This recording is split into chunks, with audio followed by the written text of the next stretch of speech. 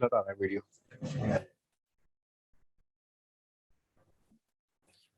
Good afternoon everyone. सभी good लोग afternoon sir. Audio video perfect है सभी के पास? Yes sir sir. वीडियो थोड़ा ब्लर है। अभी क्लियर हो गया? हाँ सर। अभी भी ब्लर है। अभी भी ब्लर है? तो कुछ टाइम में क्लियर हो जाएगा। तो ये बैच है न्यू मेंस 1 एंड 2। तुम लोगों के कौन कौन से चैप्टर्स अभी तक हो गए हैं मैथ्स में? Quadratic, trigo, inequations and sequence and series. Trigo के दोनों हो गए। और सीक्वेंस एंड सीरीज कंप्लीट हो गया। हाँ। और बाइनोमियल थ्योरम अभी शुरू नहीं हुआ है, हो गया है? नहीं हुआ। तो ठीक है। मैं पहले खुद का इंट्रोडक्शन देता हूँ। वैसे अपनी कल डाउट क्लास भी थी, बट डाउट क्लास में आई थिंक कम ही लोग थे। तो माई सेल्फ विपुल खंडेलवाल।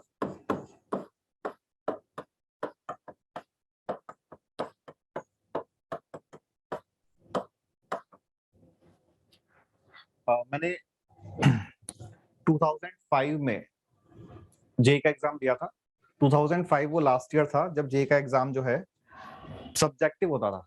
उसके बाद से जेई मेंस और जेई एडवांस दोनों ऑब्जेक्टिव शुरू हो गए। मैंने आईआईटी रुड़की से बीटेक किया हुआ है 2005-2009 batch, electronics and communication engineering में। 2005 में जो एग्जाम था जेई का, उसमें मेरी ऑल इंडिया रैंक जो है वो 83 थी जो फर्स्ट पेपर था, एंड 746 थी जो सेकंड पेपर था। अभी हम जो आज मैथ्स में टॉपिक शुरू करेंगे, that topic is straight line. तुम लोगों को 2D कोऑर्डिनेट ज्योमेट्री का बेसिक आइडिया है कि एक्स वाई प्लेन जो है ये किस तरह से, इसमें अपन कोई भी एक पॉइंट के कोऑर्डिनेट्स मार्क करते हैं। तुम लोगों ने 10th क्लास में जैसे ही पढ़ा होगा।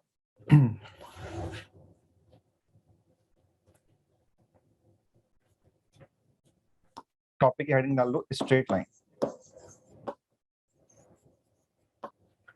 स्ट्रेट लाइन टॉपिक में सबसे पहले हम बात करेंगे जो अपना कोऑर्डिनेट सिस्टम है, एक्स वाई प्लेन, जिसको हम कार्टेशियन प्लेन भी बोलते हैं।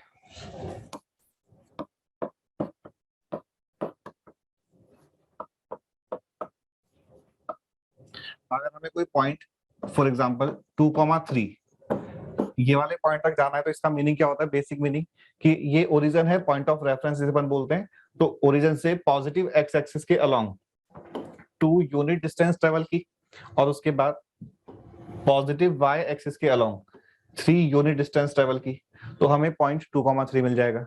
ठीक है sir, will you send notes? Notes में मैं सेंड तो कर सकता हूं, बट बेटर है कि तुम लोग खुद के नोट्स खुद बनाओ। देखो, मैथ्स जब अपन पढ़ते हैं या कोई भी सब्जेक्ट अपन पढ़ते हैं, तो उस सब्जेक्ट से रिलेटेड कंसेप्ट को, क्वेश्चंस को हम खुद से अगर सॉल्व करेंगे, खुद से लिखेंगे, तो हमारी प्रैक्टिस बेटर होगी।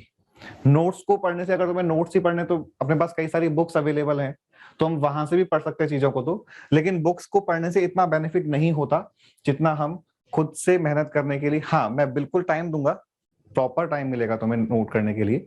तो जब अपन खुद से नोट करेंगे तो बेनिफिट होगा। हमें कहीं की जल्दी नहीं है, सिलेबस खत्म करने का ऐसा कोई नहीं कि सिलेबस को अपन को खत्म करना है। व्हाट्सएप ग्रुप अपन अभी बना लेंगे। देखो, अपनी जो क्लास है इसका मेन एम है कि हमें कंसेप्ट समझ आना चाहिए, हमें टॉपिक समझ आना चाहिए। हमें अगर टाइम लग रहा है किसी चीज को समझने में, तो हम टाइम लगाएंगे। हमें कोई ऐसा नहीं है कि हमें 5 लेक्चर्स में चैप्टर को कंप्लीट करना है, बिल्कुल नहीं। जितना तुम्हें टाइम चाहिए उतना टाइम लो, बट एम इज कि हमें सारी चीजें प्रॉपर्ली समझ आनी चाहिए। सेकंड पॉइंट जो इंपॉर्टेंट है कि जैसे अपन कई बार क्या होता है, क्लास में हेजिटेशन होता है क्वेश्चन पूछने में, हमें वो हेजिटेशन नहीं रखना है क्लास में। जैसे तुम देखोगे अभी कि मैं जैसे 1-2 क्वेश्चन किसी भी टॉपिक के, किसी भी कंसेप्ट के मैंने करवाए, उसके बाद मैं तुम्हें उस कोई अलग क्वेश्चन सॉल्व करने को दूंगा, तो तुम्हें सभी लोगों को वो क्वेश्चंस ट्राई करने हैं। उस क्वेश्चन में अगर कैलकुलेशन है तो कैलकुलेशन भी करनी है, बिकॉज जेई मेंस में तो पर्टिकुलरली, मतलब सबसे पहले हम कोई भी चीज की प्रिपरेशन कर रहे हैं तो हमें ये पता होना चाहिए कि एग्जैक्टली वो चीज है क्या। तो जेई मेंस जो एग्जाम है उसमें सिर्फ कंसेप्ट को सीख ले, उससे काम नहीं चलेगा। जेई मेंस में टाइम मैनेजमेंट भी इक्वली इंपॉर्टेंट है। मतलब हमारे पास ओनली 3 आवर्स होंगे, 3 आवर्स में हमें 75 क्वेश्चंस ट्राई करने हैं। एग्जाम में ऐसा नहीं होता कि हम 100% क्वेश्चंस अटेम्प्ट करके आए, लेकिन ऐसा भी नहीं होना चाहिए कि हमने नंबर ऑफ क्वेश्चंस बहुत ही कम अटेम्प्ट किए हैं। हमें अपनी स्पीड जो है वो थोड़ी बेटर रखनी है। अगर मैं खुद का एग्जांपल दूं तो जो मैंने भी बताया था कि जो जेई का जब मैंने एग्जाम दिया था, उस टाइम में जो जेई का फर्स्ट पेपर था, जो जेई मेंस है, उस टाइम में 90 क्वेश्चंस आते थे।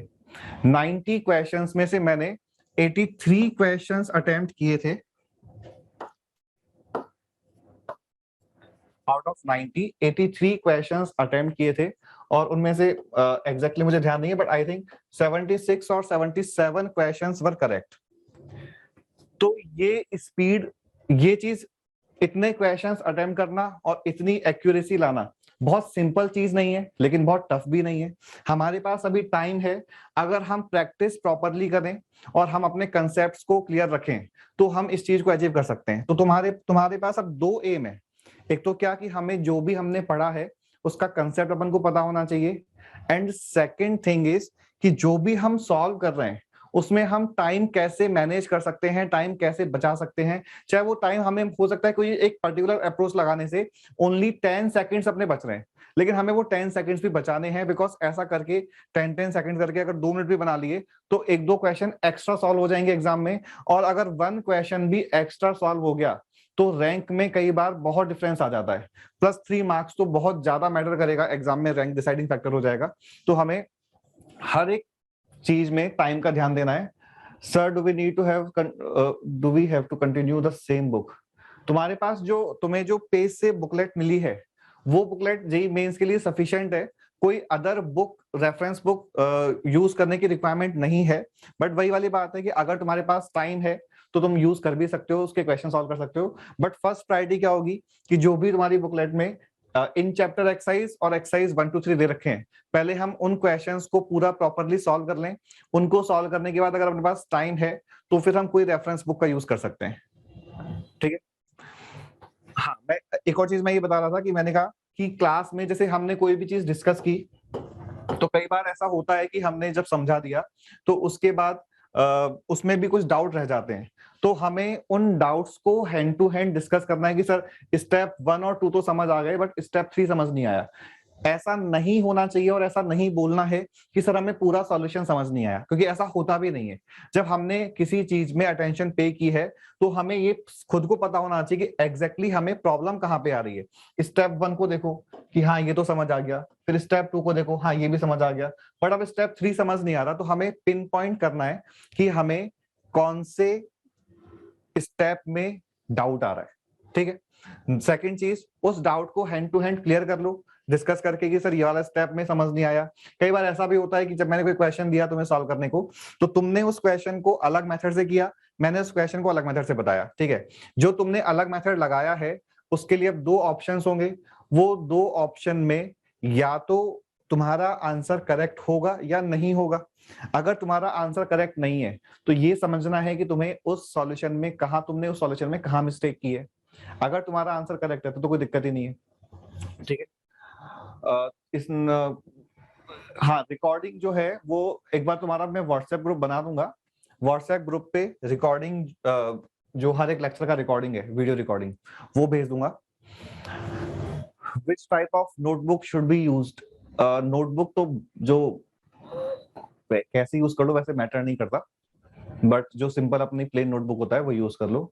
सर व्हाट अबाउट रिकॉर्डिंग का ठीक है। Will be need graph book. ना ग्राफ बुक की ऐसी रिक्वायरमेंट नहीं है। ठीक है। जैसा तुमने अभी तक डिस्कस किया है ना, अभी तक पढ़ा है ना, जो भी चैप्टर से पहले पढ़ा है वैसे ही है सारा, कुछ अलग नहीं है। ऐसा नहीं कि अपन को कोऑर्डिनेट ज्योमेट्री में हमें ग्राफ बनाने हैं तो ग्राफ बुक की रिक्वायरमेंट होगी, बिल्कुल भी नहीं। हम इसी तरह से बना लेंगे। एक प्लेन पेपर है, उसमें अपन ने बस एक्स और वाई एक्सिस को मार्क करके और फिर जो भी अपन को पॉइंट यूज करना है वो यूज कर लेंगे। तुमने अभी तक जो भी चैप्टर्स में जैसे पढ़ाई की है तो उसमें एक बार तुम लोग बताना कि तुम्हें क्या क्या डिफिकल्टीज आती हैं जनरली। अगर तुमने कोई चैप्टर पूरा कवर पढ़ लिया क्लास में, फिर क्वेश्चंस किए, तो तुम्हें क्या, और फिर मान लो उसका फिर टेस्ट वगैरह भी दिया है, और टेस्ट में अगर तुम्हारा स्कोर तुम्हें तुम्हारे अकॉर्डिंग नहीं आया, तो तुम्हें क्या लगता है कि कहाँ पे वीक पॉइंट्स हैं तुम्हारे?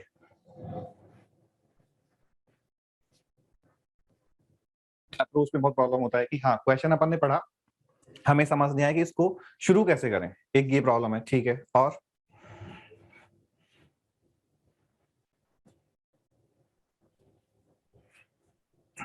समझ नहीं आता एप्लीकेशन।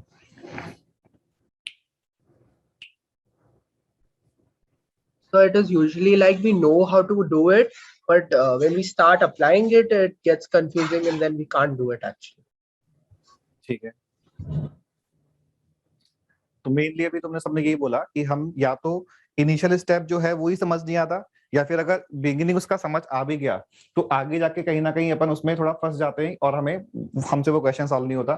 और अभी ने बोला है कि टाइम मैनेजमेंट नहीं कर पाते, कई बार बहुत ज्यादा टाइम लग जाता है क्वेश्चन में, कंसेप्ट समझ आता है लेकिन अप्लाई करने में नहीं आता। कि अपन ने दैट मीन्स कि क्लास में तो जो हमने पढ़ा है वो समझ लिया, बट वो चीज का जब उस टाइप का कोई क्वेश्चन या थोड़ा बहुत मॉडिफिकेशन के साथ क्वेश्चन आता है तो वो क्वेश्चन अपन से सॉल्व नहीं होता। ठीक है, एप्लीकेशन, ठीक है। देखो जो अपनी ये चीज जो है मैं इसलिए बोल रहा हूँ बिकॉज मैंने तुमसे पूछा कि तुम्हें प्रॉब्लम्स क्या है। प्रॉब्लम उन्हीं लोगों को आती है जिन्होंने कुछ ट्राई किया है। जो लोग पढ़ाई ही नहीं करते उन्हें ना तो कोई कभी डाउट आएगा ना कोई दिक्कत आएगी। तो हमें अपन को, अगर हमने जेई के लिए सोचा है तो मेहनत तो हार्डवर्क तो करना ही होगा। अगर हार्डवर्क करने को रेडी नहीं हो तो मेरे ख्याल से यहाँ पे कोचिंग अटेंड करने का भी कोई बेनिफिट नहीं है। ठीक है। सेकंड चीज कि हम जब भी कोई कंसेप्ट पढ़ रहे हैं तो जैसे भी ये बोला गया कि एप्लीकेशन समझ नहीं आता, तो उसमें ऐसा नहीं होता कि हमने क्लास में कोई टॉपिक एक बार पढ़ा तो हमें वो टॉपिक बिल्कुल 100% समझ आ गया और हम उसके क्वेश्चंस कर लेंगे, ऐसा नहीं होता। तो बहुत ज्यादा एक्सपेक्टेशन भी खुद से नहीं रखनी चाहिए कि हमने ये टॉपिक पढ़ लिया तो हमसे क्वेश्चन होना ही होना चाहिए। जब अपन नहीं, मैं फिजिक्स वाला में नहीं था। सबसे ज्यादा यही होता है कि how to apply which concept. हाँ, तो अब उसके लिए जो ये बोला ना कि ये क्वेश्चन का बिगिनिंग जो है वो समझ नहीं आता, तो उसके लिए जो सॉल्यूशन है वो है ओनली प्रैक्टिस। हमें चीजों को रटना नहीं है कि ऐसे क्वेश्चन में ये वाला मेथड लगाते हैं, नहीं। हमें फॉर्मूले याद करने हैं, लेकिन फॉर्मूले के पीछे का भी रीजन पता होना चाहिए कि हमने इस पर्टिकुलर क्वेश्चन में ये वाला फॉर्मूला क्यों यूज किया है। या कोई भी सिचुएशन, जैसे जनरली क्या होता है जेई में थोड़े से कंसेप्ट, मतलब इतना सिंपल एग्जाम तो है नहीं है, बहुत टफ भी नहीं है जेई मेंस, बट बहुत सिंपल भी नहीं है। तो हमें जो भी हमने फॉर्मूला पढ़ा है उसका थोड़ा बहुत डेरिवेशन, उसका आइडिया होना चाहिए कि ये चीज आई कहां से। इसका भी कई बार यूज होता था एग्जाम में। और लेकिन जो अपनी मेन प्रॉब्लम है कि हमें क्वेश्चन का एप्लीकेशन क्वेश्चन में करना क्या है ये समझ नहीं आ रहा, तो उसका वन एंड ओनली मेथड है कि हम जितनी ज्यादा प्रैक्टिस करेंगे, जितने ज्यादा क्वेश्चंस को सॉल्व करेंगे, तो ही हमें चीजें समझ आती हैं कि इस क्वेश्चन में इस तरह से अपन सॉल्व करते हैं। क्लास में हम ऑब्वियसली बहुत सारे क्वेश्चंस नहीं कर सकते, टाइम लिमिटेशन तो है ही है। तो इसी वजह से तुम्हें बुकलेट गिवन है और उस बुकलेट के तुम्हें क्वेश्चंस ट्राई करने हैं। मैक्सिमम नंबर ऑफ क्वेश्चन, जितना भी तुम्हारे पास टाइम है, टाइम को वेस्ट किए बिना अगर हम अपना होमवर्क प्रॉपरली करेंगे तो ये जो प्रॉब्लम है इससे हम थोड़ा सा बच सकते हैं। How to know that we are doing right method? नहीं भाई, मैंने कहा कि ये चीज सारा, मतलब ऐसा कोई रूल नहीं है अपने पास कि हमने जो शुरू किया है वो सही है कि गलत है। हमें प्रैक्टिस करनी होगी क्वेश्चन की। जो अपन प्रैक्टिस करते हैं चीजों की, मतलब एक सिंपल सा पॉइंट है कि जैसे कोई क्रिकेटर है, उसको पता है कि क्रिकेट कैसे खेलते हैं, लेकिन तब भी वो कॉन्टिन्यूस अपनी प्रैक्टिस रखता है। उसको सारी चीजें पता है क्रिकेट के बारे में, लेकिन वो तब भी अपनी प्रैक्टिस को कंटिन्यू कर रहा है। वही चीज हमारे साथ है। कोई रनर है, उसे पता है कि कैसे भागते हैं, बट स्टिल वो अपना प्रैक्टिस कर रहा है, तो अपना वो स्टेमिना बढ़ा रहा है। तो वही चीज हमें भी करनी है कि हमें अगर कोई कंसेप्ट आता है, बेसिक कंसेप्ट, तो भी ऐसा नहीं सोचना है कि हाँ ये तो हमें आ गया हो गया। उसके हम जितने मैक्सिमम क्वेश्चंस कर सकते हैं उतने क्वेश्चंस हमें ट्राई करने हैं। ठीक है। और अपन टाइम टू टाइम डिस्कशन करते रहेंगे इस बारे में, जो भी तुम्हें प्रॉब्लम्स आ रही हैं उनको हम रेक्टिफाई कैसे करें। अभी अपन ऐसा करते हैं, ये जो अपना टॉपिक है स्ट्रेट लाइन, ये शुरू करते हैं। एक चीज और जो मैंने अभी स्टार्टिंग में बोली हुई थी कि ये तुम लोग वीडियो रिकॉर्डिंग या नोट्स जो है उनके भरोसे में मत रहो। जो हम लाइव क्लास में पढ़ रहे हैं, लाइव क्लास में जो भी मैं पढ़ा रहा हूं उसके नोट्स प्रॉपरली बनाओ, ठीक है। और जब भी तुम्हें उस टॉपिक का रिवीजन करना है, हमेशा लेक्चर नोट्स जो तुमने बनाए हैं उन्हीं का ही यूज करो। वीडियो लेक्चर्स को हमें यूज नहीं करना है और किसी चीज को यूज नहीं करना है। कई बार ये होता है कि कोई पर्टिकुलर कंसेप्ट देखने के लिए हम कई बार यूट्यूब पे चले जाते हैं कि इस कंसेप्ट को अपन यूट्यूब से समझ लेते हैं, और ये सबसे ज्यादा टाइम वेस्ट है। तुम्हें ये चीज खुद को आइडेंटिफाई करनी पड़ेगी कि किस चीज से हम टाइम वेस्ट कर रहे हैं और कहाँ कैसे हम टाइम को यूटिलाइज कर रहे हैं। तुम यूट्यूब पे जाओगे, एक कंसेप्ट के लिए 10 और चीजें मिल जाएंगी और तुम पता नहीं कहाँ का कहाँ पहुंच जाओगे। तुमने अगर ऑब्जर्व किया हो तो जनरली यही होता है कि हम कोई एक्स चीज के बारे में सोच के गए थे और पता नहीं कहाँ ही चले गए और कुछ और ही देखने लग गए और हमने सारा टाइम वेस्ट कर दिया। तो वीडियो लेक्चर्स तो हमें कंप्लीटली अवॉइड करने हैं रिवीजन के टाइम पे। वीडियो लेक्चर्स जो तुम्हें रिकॉर्डेड लेक्चर्स प्रोवाइड किए जाते हैं वो सिर्फ इसलिए है कि बाय चांस कोई स्टूडेंट लाइव क्लास अटेंड नहीं कर पा रहा है या किसी के यहाँ नेटवर्क इश्यू है या जो भी है, और उसने अगर लाइव क्लास अटेंड नहीं की है तो वो बाद में रिकॉर्डेड लेक्चर्स देख ले, ठीक है। लेकिन अगर तुम लाइव क्लास अटेंड कर रहे हो तो अपने नोट्स खुद हैंड टू हैंड प्रॉपरली बनाओ। टाइम सफिशिएंट मिलेगा इस मेरी क्लास में। और जब भी तुम्हें उस टॉपिक का रिवीजन करना है, 1.5 आवर का लेक्चर देखने के लिए 2 से 2.5 आवर लग जाता है यूट्यूब पे। सिर्फ 2 to 2.5 आवर नहीं लगेगा, मतलब एक लेक्चर के लिए कई बार अपन यूट्यूब अगर अपन ने चालू किया तो हम उसमें सजेशंस आते रहते हैं कि ये लेक्चर, ये चीज या ये वीडियो, हम कहीं कहीं और पहुंच जाते हैं तो बहुत ज्यादा टाइम वेस्ट हो जाता है कई बार, ठीक है। चलो स्ट्रेट लाइन में हम बात कर रहे हैं कार्टेशियन प्लेन की, कि अगर ये एक्स वाई प्लेन है तो हमने ये बोला ये एक्स एक्सिस है, this is y axis, this is origin, origin is also called point of reference, ठीक है। and this plane is called xy plane,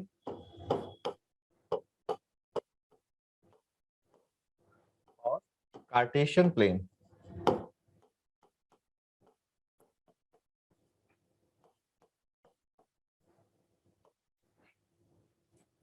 ठीक है। इसमें हमने भी बात की कि अगर हमें पॉइंट A, B तक जाना है तो x एक्सिस के अलोंग A यूनिट और y एक्सिस के अलोंग B यूनिट डिस्टेंस हम ट्रेवल करेंगे। अगर मान लो ये बोला जाए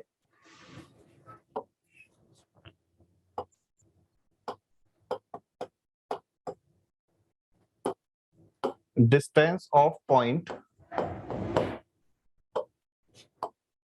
A, B from first question x axis, second question y axis, तो बताना distance of point A, B from x axis कितना?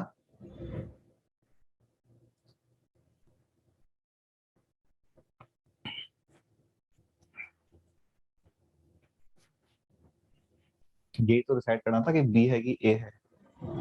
कुछ लोगों ने B बोला है, कुछ लोगों ने A बोला है। ओके, अब देखो एक बार कि डिस्टेंस मतलब बेसिक अगर अपन को 2, 3 पॉइंट तक जाना था तो हमने कहा कि 2 यूनिट x एक्सिस के अलोंग और 3 यूनिट y एक्सिस के अलोंग ट्रेवल किया, तब जाके हमें 2, 3 मिला। तो this distance is 2 unit and this distance is 3 unit. तो पॉइंट 2, 3 में x एक्सिस से जो डिस्टेंस है वो 3 यानी कि y कोऑर्डिनेट आ रही है, और y एक्सिस से डिस्टेंस जो आ रही है वो 2 दैट इज x कोऑर्डिनेट है। तो यहाँ पे x एक्सिस से डिस्टेंस b बोलेंगे और y एक्सिस से डिस्टेंस a बोलेंगे। बट इन दिस केस मैंने पॉइंट A, B लिया है तो हमें पता नहीं है कि A and B are positive और नॉट। तो पॉजिटिव, और since distance is always positive तो हम इस तरह के आंसर्स को ऑलवेज मॉड लगा के बोलेंगे कि distance of A, B from x axis is mod of y coordinate and distance of A, B from y axis is mod of x coordinate, ठीक है। तो हमने कहा कि ये यहां से यहां A यूनिट डिस्टेंस ट्रेवल किया, यहां से यहां B यूनिट डिस्टेंस ट्रेवल किया, तो this distance is equal to A and this distance is equal to B। तो इस वाले पॉइंट का x एक्सिस से डिस्टेंस B के इक्वल हो गया और y एक्सिस से डिस्टेंस जो है वो A के इक्वल हो गया। तो अभी देखो समझ आ गया क्या? एक और जस्ट इंफॉर्मेशन है कि अगर 4 पॉइंट या यूं सीधे लिख देता हूं कि जो x कोऑर्डिनेट है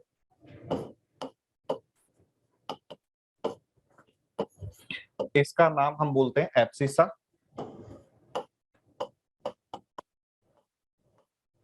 और जो y कोऑर्डिनेट है इसको हम बोलते हैं ऑर्डिनेट। जस्ट एक इंफॉर्मेशन है।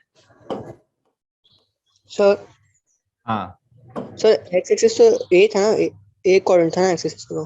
x कोऑर्डिनेट a है बट x एक्सिस से डिस्टेंस मॉड ऑफ b होगा। यहाँ पे हमने इसीलिए एग्जांपल लिया, सब लोग एक बार वापस से देखना डिस्टेंस वाली बात, कि अगर हमें 2,3 पॉइंट पे जाना है तो हमने x एक्सिस के अलोंग 2 यूनिट डिस्टेंस ट्रेवल की और y एक्सिस के अलोंग 3 यूनिट डिस्टेंस ट्रेवल की, तो हमें पॉइंट 2,3 मिल गया। अब ये बोला जाए कि 2,3 पॉइंट का x एक्सिस से डिस्टेंस कितना है, तो वो डिस्टेंस ये आ रहा है और ये डिस्टेंस 3 है, तो 2,3 का x एक्सिस से डिस्टेंस इसका y कोऑर्डिनेट आ रहा है। और अगर y एक्सिस से डिस्टेंस पूछा जाएगा तो ये डिस्टेंस आ जाएगा विच इज x कोऑर्डिनेट। तो x एक्सिस से distance y coordinate, y axis से distance x coordinate. Sir, since distance है तो अपन ने मॉड लगा दिया। हाँ sir, there will be nothing like displacement in this, right? नहीं हो कुछ डिस्प्लेसमेंट की हम यहाँ पे बात नहीं करेंगे।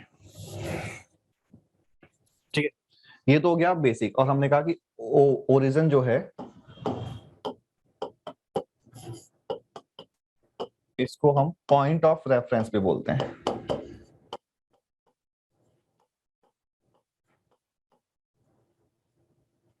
अच्छा, तुम लोग हैंड टू हैंड ये नोट करते जाना जो भी अपन बात कर रहे हैं, तो ये सारा लिख लो अगर नहीं लिखा है तो।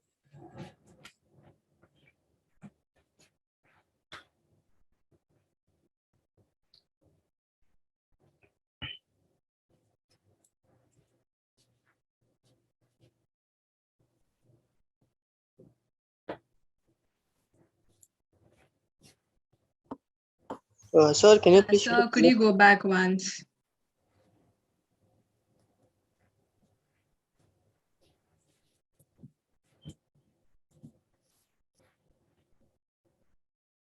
सर वो एक्स कोऑर्डिनेट का लिखा आपने एब्सिस का। x coordinate is abscissa, ABSCA. X coordinate is abscissa and y coordinate is ordinate.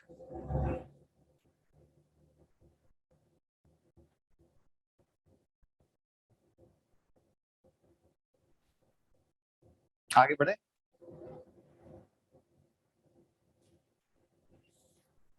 Yes, sir.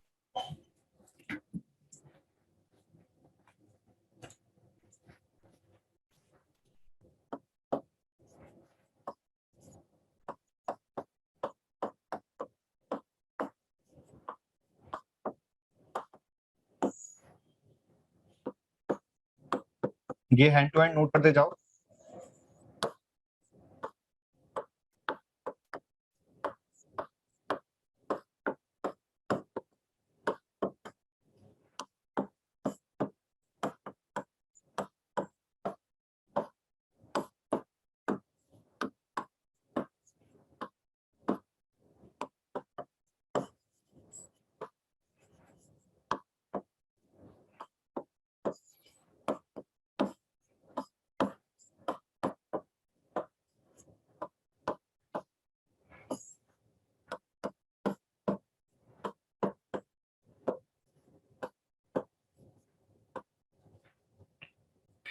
Distance formula, अगर अपन को 2 points x1 y1 and x2 y2 इनके कोऑर्डिनेट से रखे हैं। अनिकेत क्या पूछ रहे हो? अच्छा, someone please send us.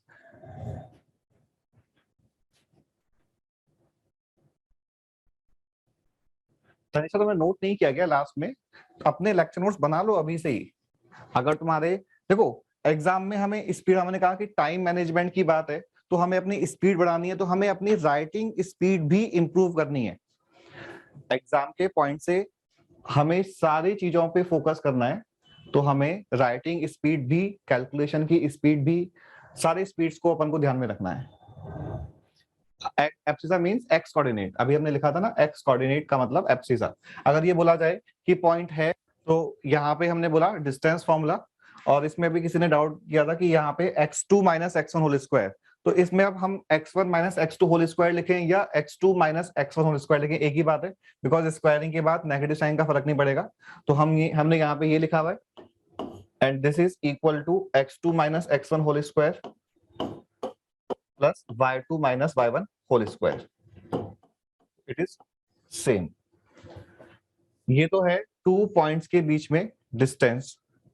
Section formula तुम लोगों को पता है क्या होता है?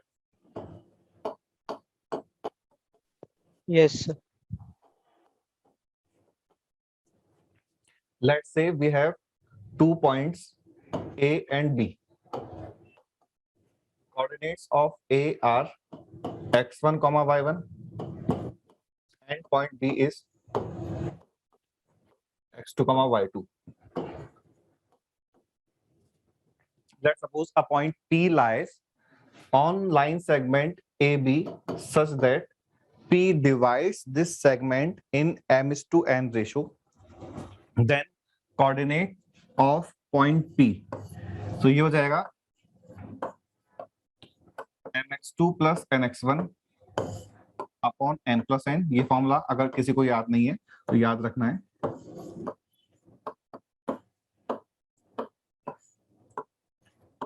तो एक बार देखना कि यहाँ पे सिचुएशन क्या है कि A और B तो गिवन पॉइंट्स हैं and the point P is dividing line segment joining AB in m:n ratio। तो हमने जब पॉइंट P के कोऑर्डिनेट्स लिखे हैं तो m का मल्टीप्लिकेशन इसके अपोजिट वाले वर्टेक्स से किया है, तो mx2 plus nx1 mx2 plus nx1 upon m plus n, and same जो है वो y कोऑर्डिनेट में लिखा हुआ है। अब एक बार यहां तक नोट कर लो, फिर मैं इसके आगे की एक और चीज लिखाता हूं।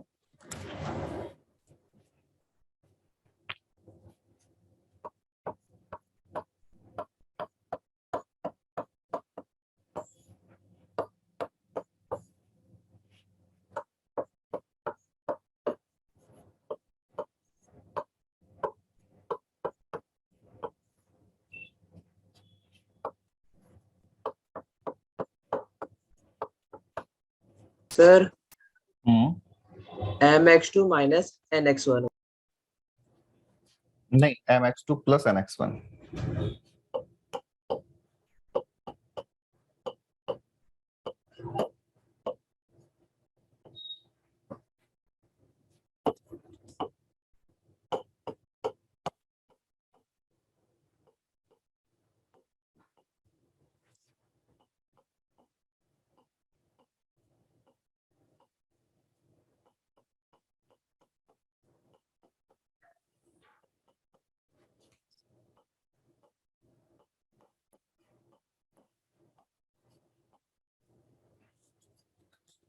नोट में जो मैंने 2 पॉइंट्स लिखे हैं ये नोट कर लो, अभी फिर डिस्कस करते हैं। P is equal to,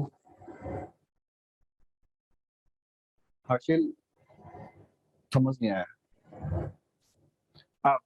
these are coordinates of point P। जैसे हमने पॉइंट A को अपन लिखते हैं ना कि हम ऐसे लिखते हैं, जैसे पॉइंट A है,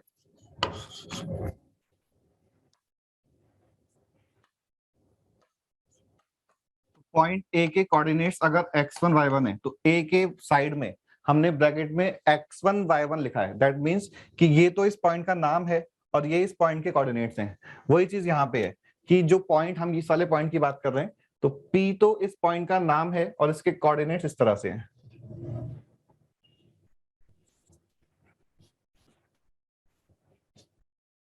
If m upon n is greater than 0, then division is internal. First point is, if m upon n greater than 0, then division is internal, and if m upon n less than 0, then division is external.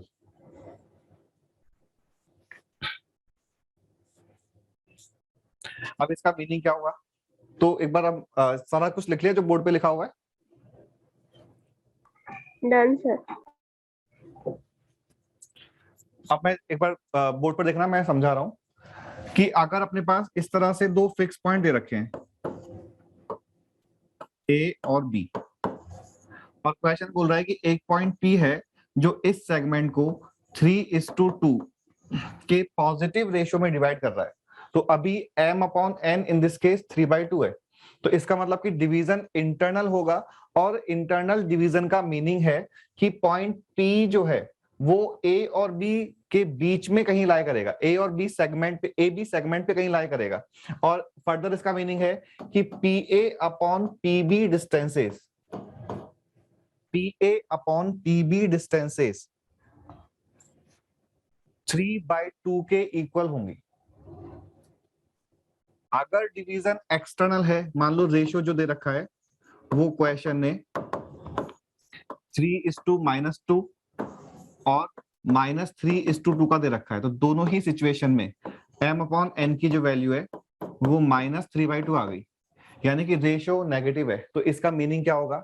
इसका meaning होगा कि अभी भी A और B point तो fix points हैं, इनको तो हम चेंज कर ही नहीं सकते। तो अब P पॉइंट कहां लाई करेगा? P पॉइंट कुछ इस तरह से लाई करेगा कि हमने AB सेगमेंट को आगे लिया डॉट करके,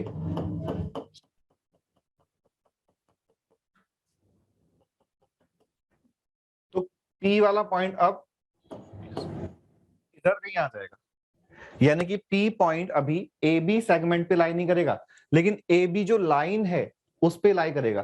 तुम लोगों को लाइन और लाइन सेगमेंट दोनों वर्ड में भी डिफरेंस भी क्लियर है? लाइन सेगमेंट दो पॉइंट को ज्वाइन किया तो बस उनके बीच बीच का पोर्शन इज लाइन सेगमेंट, लेकिन लाइन तो कंप्लीट लाइन होती है इंफिनिटी से लेके -इंफिनिटी तक।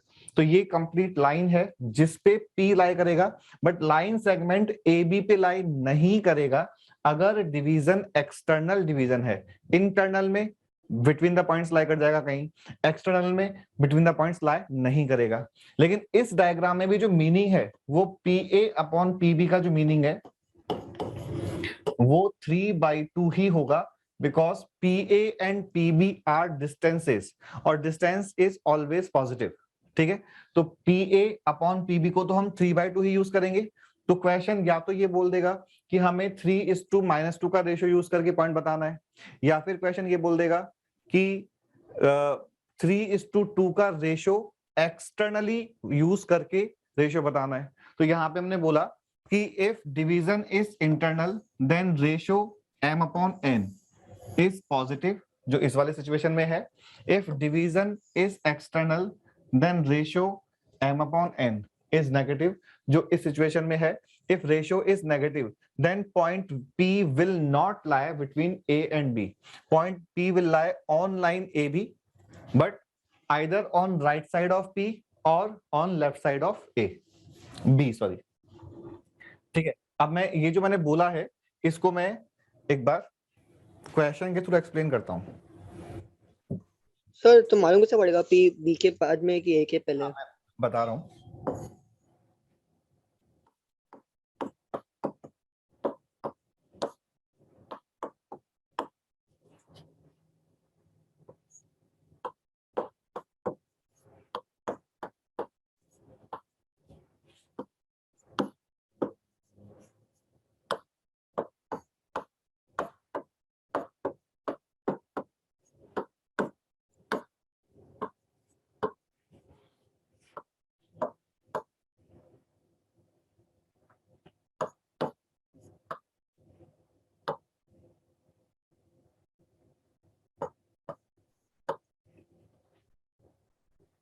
Find x if AB is equal to BC, where A, B and C are these 3 points.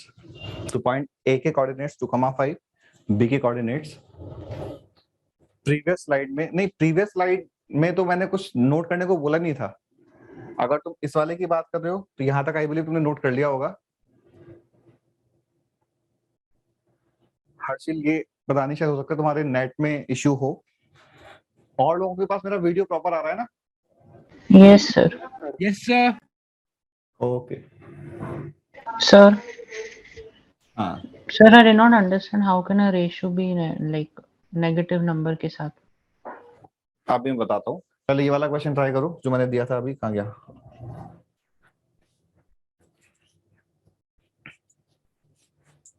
In this question तुम लोग बताना ट्रू और फॉल्स कि B is mid point of AC। True. नहीं, फॉल्स है।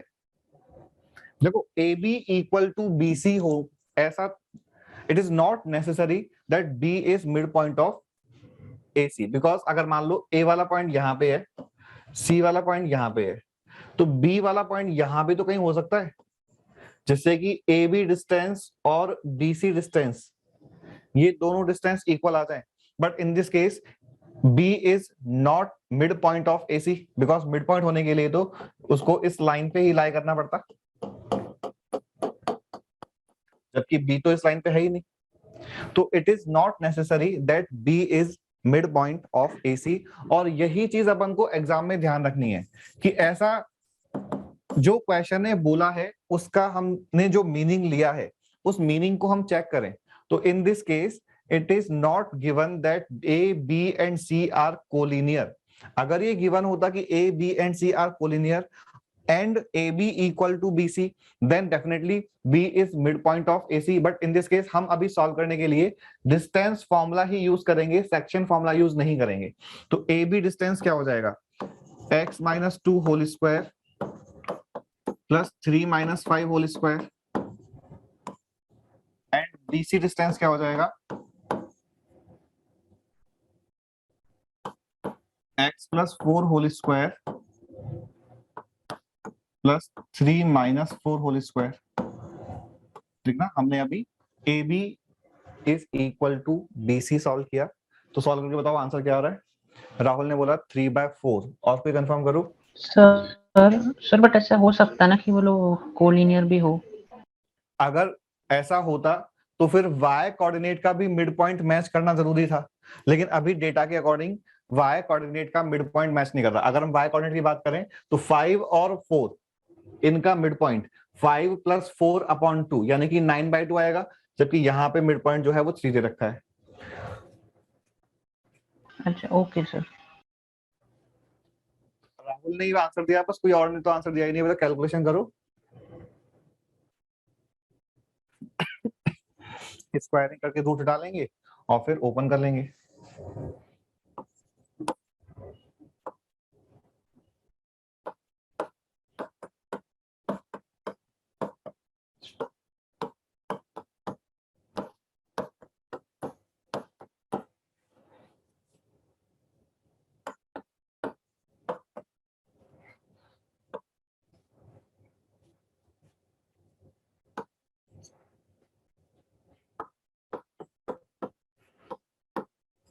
तो x की वैल्यू -3/4 आ रही है. ठीक है, अब हम बात कर लेते हैं वो जो सेक्शन फॉर्मूला हमने डिस्कस किया था उसकी. तो सर ये मिड पॉइंट नहीं है ना बी? नहीं,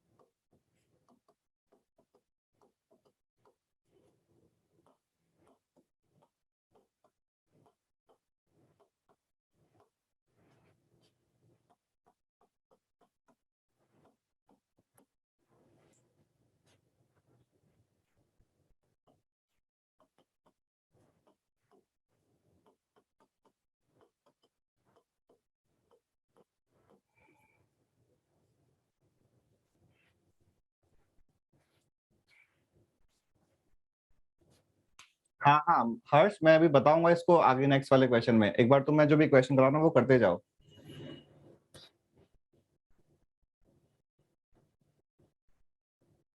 तो पहले लास्ट वाले क्वेश्चन का सॉल्यूशन लिख लो कंप्लीट, और उसके बाद नेक्स्ट वाला क्वेश्चन ट्राई करो.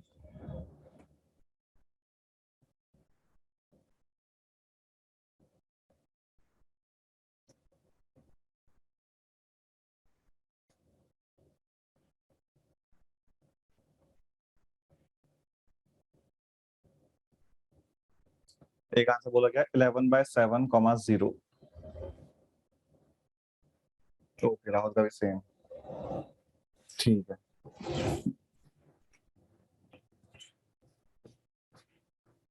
तो यहाँ तो अभी तक तो कोई कंफ्यूजन है नहीं किसी को कि अगर डिवीजन इंटरनल है तो सॉल्व कैसे करना है।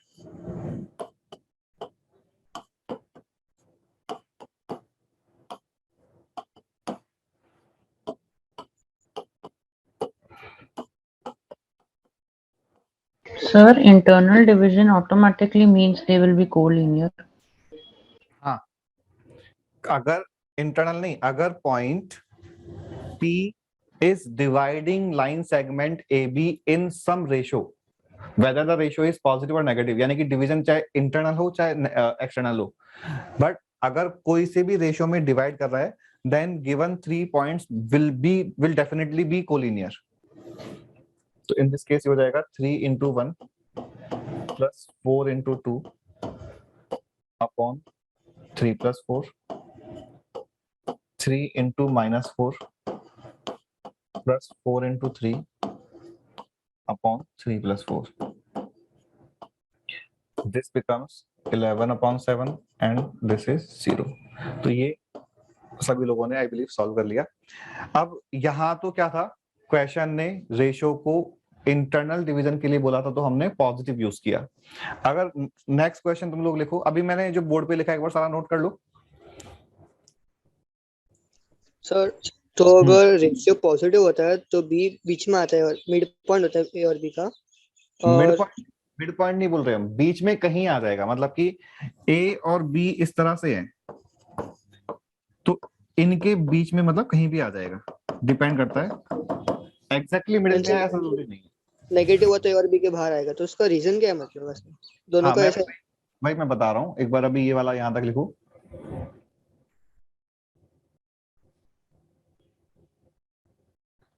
अगर हम इसी क्वेश्चन में नेक्स्ट क्वेश्चन, या ऐसा करो तुम लोग नेक्स्ट क्वेश्चन लिखो और नेक्स्ट क्वेश्चन में इस वाले वर्ड की जगह पे एक्सटर्नल लिखना, नेक्स्ट क्वेश्चन लिखो और लास्ट वाले वर्ड के प्लेस पे एक्सटर्नली लिख लो, और अब एक बार आंसर बताओ, फिर अपन उसका ज्योमेट्रिकल मीनिंग डिस्कस करेंगे।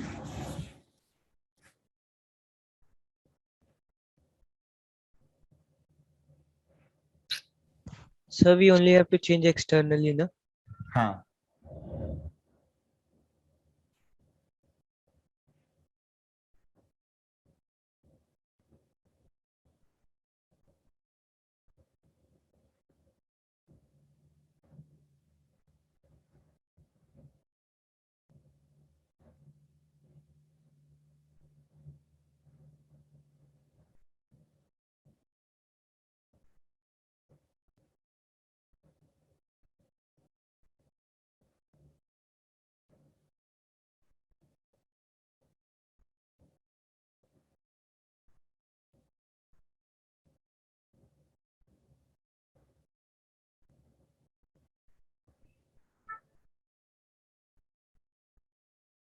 बोला गया, एक मिनट, हाँ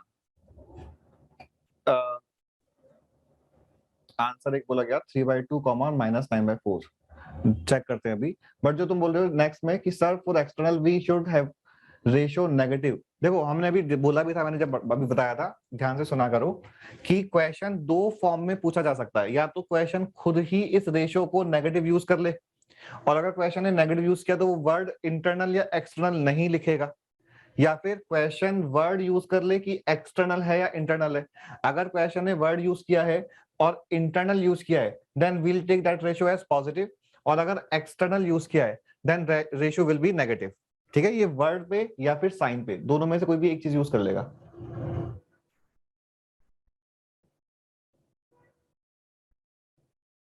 नहीं, अब एक बार देखना सॉल्यूशन इसका, मैं नेक्स्ट पेज पे लिख रहा हूं। पॉइंट्स है 2, 3 और 1, -4।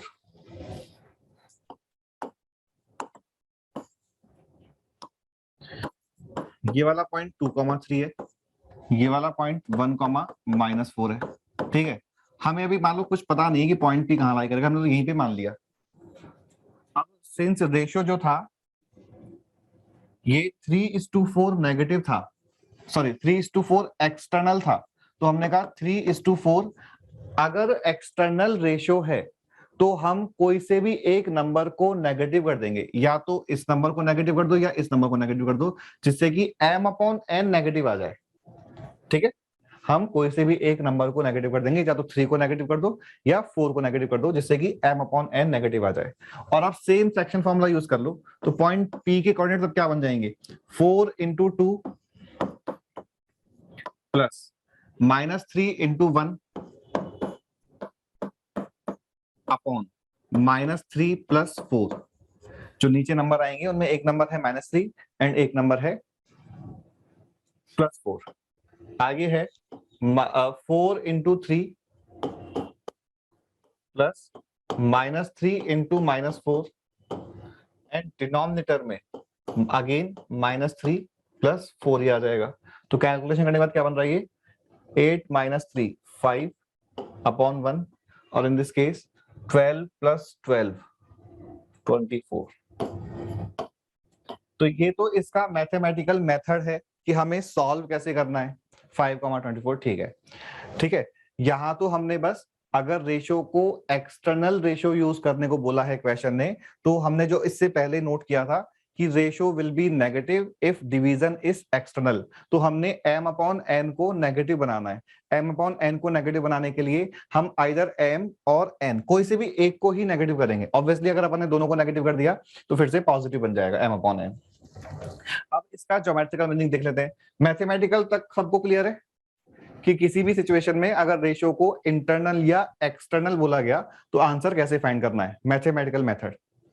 ज्योमेट्रिकल मीनिंग P को बीच में लेने का ना, A और B का। नहीं, अभी हम डायग्राम की बात नहीं कर रहे हैं। डायग्राम तो हमने अपने रेफरेंस के लिए बनाया है। रेफरेंस के लिए मतलब कि पॉइंट P के लेफ्ट में जो रेशियो आ रहा है -3, उसको राइट वाले से मल्टीप्लाई करना है और राइट वाले रेशियो को लेफ्ट वाले से मल्टीप्लाई करना है। बट अभी हम डायग्राम की बात कर लेते हैं। Sir, हाँ sir, as you said that m is to n, if it is negative, then the point will divide externally. So Right. why is P between A and B? It should be outside, no? तुम लोग अपनी दुनिया में रहते हो क्या सब लोग, या तुमको मेरी आवाज सुनाई नहीं दे रही है? मैंने भी क्या बोला कि ये मैथमेटिकल मेथड है और ये डायग्राम हमने रेफरेंस के लिए बनाया है, हमारे रेफरेंस के लिए, जिससे कि हम फॉर्मूला यूज कर पाए। हम ये नहीं बोल रहे हैं कि ये डायग्राम करेक्ट है।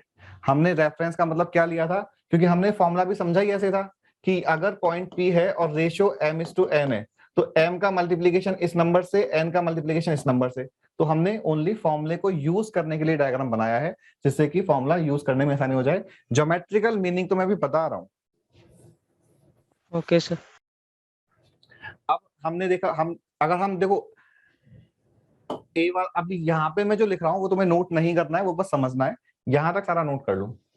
ए वाला पॉइंट था 2,3, बी वाला पॉइंट है 1,-4। जो पी इंटरनल डिवीजन से आया था वो 11/7,0 आया था, और जो पी एक्सटर्नल डिवीजन से आया है तो वो आ गया 5,24। ये हमने अभी कैलकुलेशन करी। ठीक है, अब इनको ज्योमेट्रिकली समझें तो अगर हम पहले एक्स एक्सिस के रेफरेंस से जाएं, ये एक्स एक्सिस है, तो पॉइंट ए का एक्स कोऑर्डिनेट 2 है, पॉइंट बी का एक्स कोऑर्डिनेट 1 है,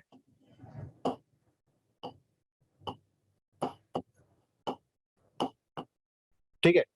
अब ये बताओ कि पॉइंट पी इंटरनल 11/7 जो नंबर आ रहा है, ये 1 और 2 के बीच में आ रहा है या 2 से बड़ा है या 1 से छोटा है? बीच में आएगा। बीच में आ जाएगा।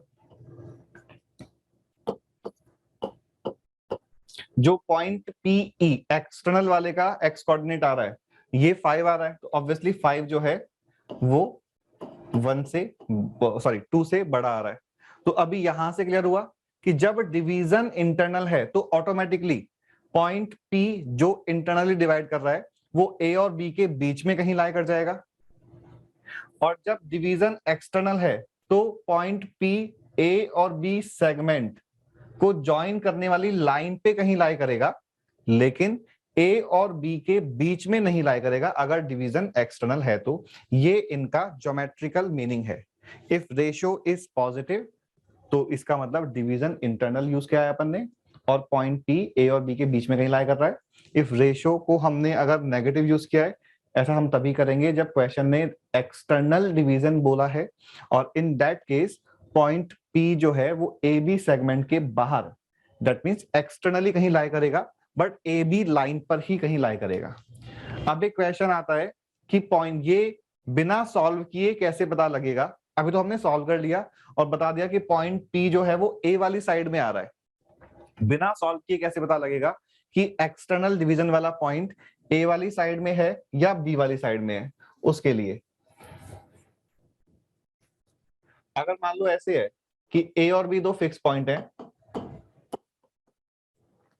और P वाला जो पॉइंट है, मतलब मैं अभी बना ले रहा हूं डायग्राम में, P वाला पॉइंट तुम्हें बताना है कहां पे होगा।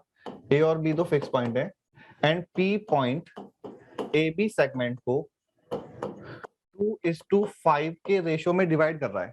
जब भी हाउ टू फाइंड, हाँ मैं भी क्वेश्चन कराऊंगा, हर्षिल वेट करो थोड़ा। P पॉइंट AB सेगमेंट को 2:5 के रेशियो में डिवाइड कर रहा है।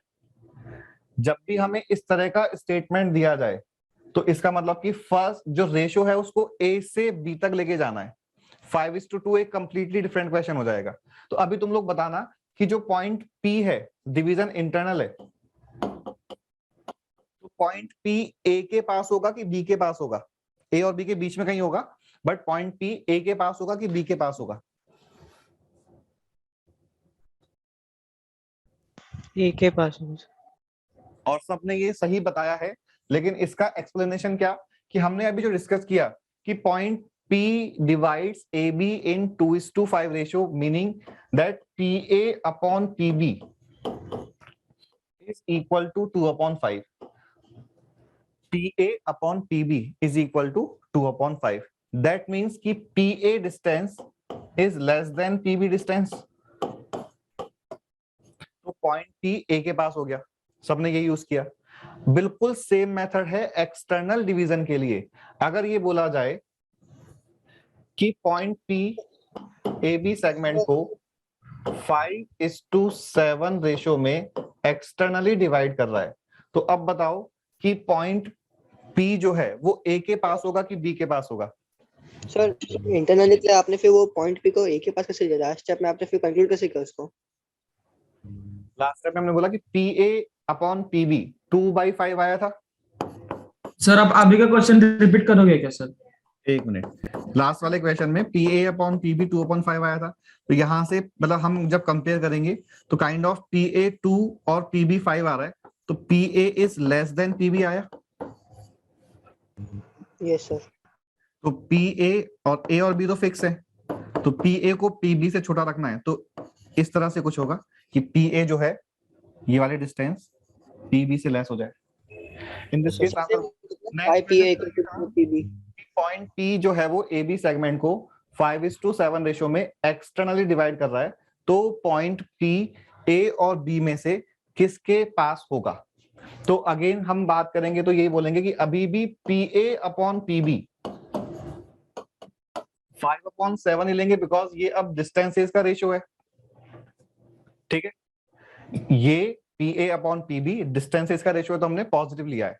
तो यहाँ पे वापस से PA लेस देन PB, देखना यहां तक की बात समझ आ गई?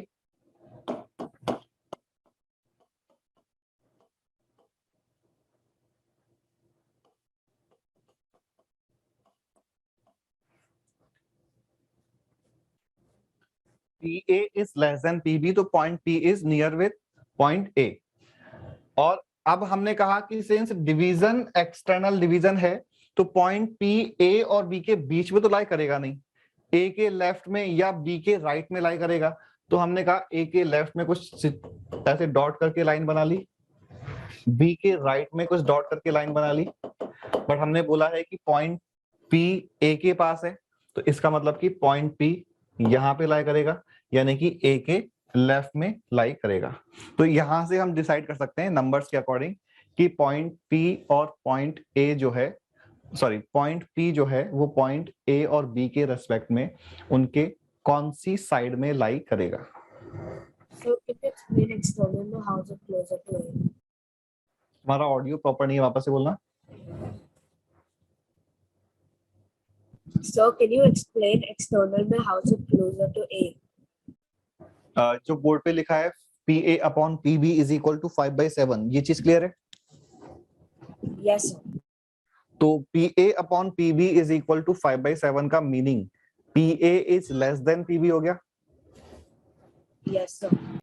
That means distance of point P from A is less than distance of point P from B. ठीक है? P, हाँ, obviously PA is distance between P and A.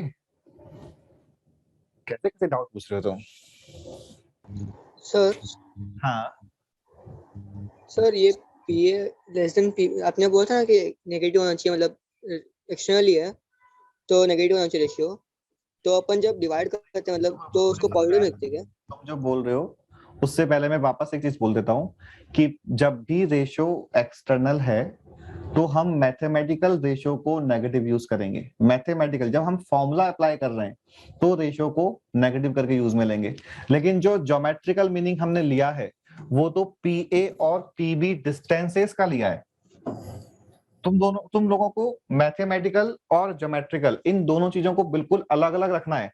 Geometrical में हम मैथमेटिकल में हमने ज्योमेट्री का कोई यूज किया ही नहीं था. ये वाला जब क्वेश्चन सॉल्व किया तो हमने बिल्कुल नहीं सोचा कि पॉइंट P की पोजीशन कहां पर होगी, और रिक्वायर्ड भी नहीं है.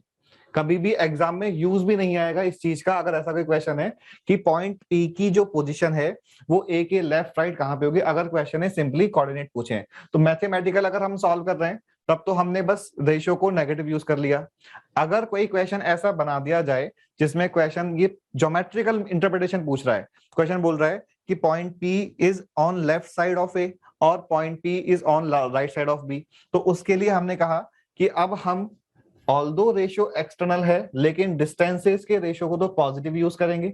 फिर हमने यहां से बोला कि PA is less than PB, फिर यहां से बोला कि P जो है वो A पॉइंट के पास है, तो अगर P को A पॉइंट के पास रखना है तो हमने P को इस साइड में रखा. B पॉइंट से अपने आप ये डिस्टेंस ज्यादा हो गई. तो डिस्टेंस का रेशियो अपन को पॉजिटिव लेने का, दो they have given negative ratio.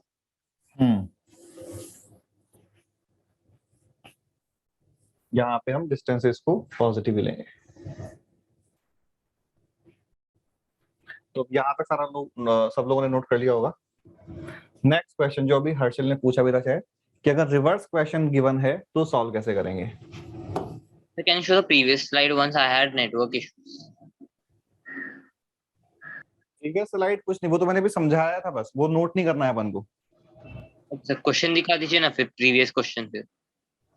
Previous question इस वाले की बात कर रहे हो क्या? या मतलब मैं डिस्कनेक्ट हो गया था इससे. नोट कर लो जल्दी से.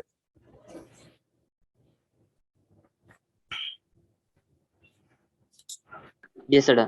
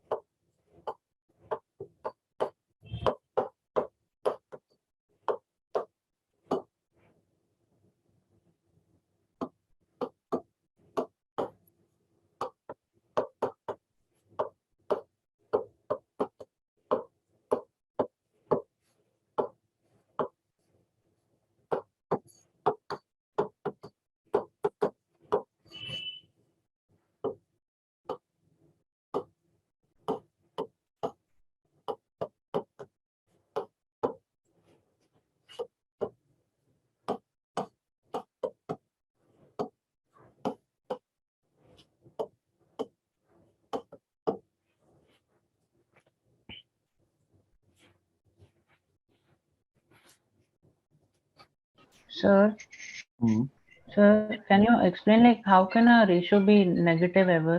How is that possible? अरे हमने अभी ये तो कहा कि हम अगर रेशियो की बात डिस्टेंसेस की टर्म में करेंगे तब तो रेशियो को पॉजिटिव ही लेना है, लेकिन रेशियो की बात मैथमेटिकली करेंगे तो रेशियो को नेगेटिव लेना है. अगर हम रेशियो को ऑलवेज पॉजिटिव ही ले लेंगे तो मतलब नेगेटिव साइन यही शो कर रहा है कि रेशियो एक्सटर्नल डिवीजन से आ रहा है.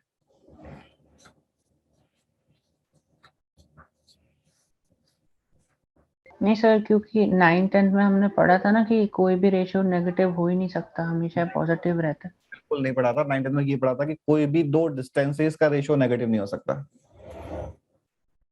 अच्छा, ओके सर। नंदिनी ने बोला है 1:3 आंसर, और कोई कंफर्म करो।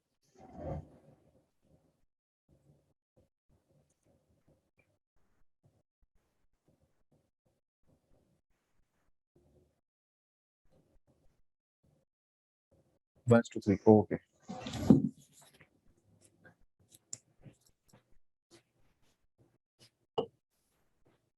अभी हमें नहीं पता कि जो डिवीजन है उसका आंसर, जो रेशियो का आंसर है वो नेगेटिव आने वाला है कि पॉजिटिव आने वाला है, बट हमने कहा कि क्वेश्चन को हमें मैथमेटिकली भी सॉल्व करना है, तो हम डायग्राम अपने रेफरेंस के लिए बना रहे हैं। और हमने मान लिया कि जो पॉइंट P है ये इस AB सेगमेंट को K:1 के रेशियो में डिवाइड करता है।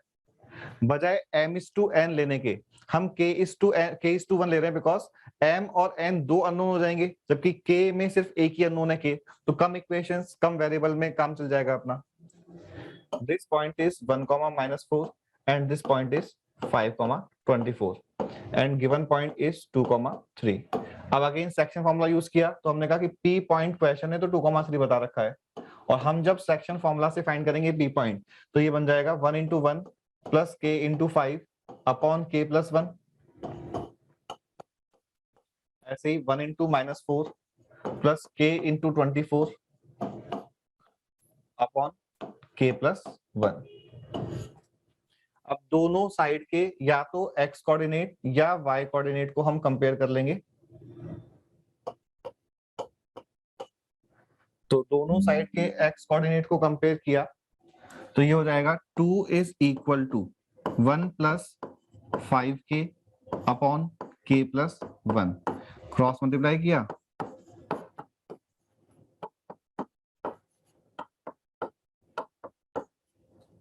तो ये आ जाएगा 3K = 1, K की वैल्यू 1/3। K जो है वो ऑटोमेटिकली खुद नेगेटिव या पॉजिटिव जो भी आना होगा आ जाएगा। अब K का आंसर 1/3, K की वैल्यू 1/3 आई है, तो इस क्वेश्चन का जो आंसर है वो क्या हो जाएगा कि रेशियो 1:3 इंटरनली। सर सर आपने K:1 पे लिया रेशियो, अब वापस समझा सकते हो? K:1 लिया क्योंकि हम M:n लेके भी सॉल्व कर सकते हैं, लेकिन M and N 2 अननोन्स हो गए, जबकि K:1 में ओनली K एक ही अननोन है। जितने कम अननोन रहेंगे उतना ही सिंपल हो जाएगा क्वेश्चन को सॉल्व करना। ओके सर, तो आप 1 ले सकते हैं। हाँ, ओके मतलब M:n जब तुम सॉल्व करोगे तो M का आंसर 1 और N का आंसर 3 आ जाएगा, बट अगर अपन ने K:1 ले लिया तो K का आंसर 1/3 आ गया। तो अगर जैसे एक बार तुमको मैं एक बार बोर्ड पर देखना सारे लोग, अगर ये बोला जाए कि रेशियो 3:5 का है, या फिर ये बोला जाए कि रेशियो 3/5 का है, ये दोनों सेम बात है। Yes sir, okay understood. यहाँ पे हो रहा है।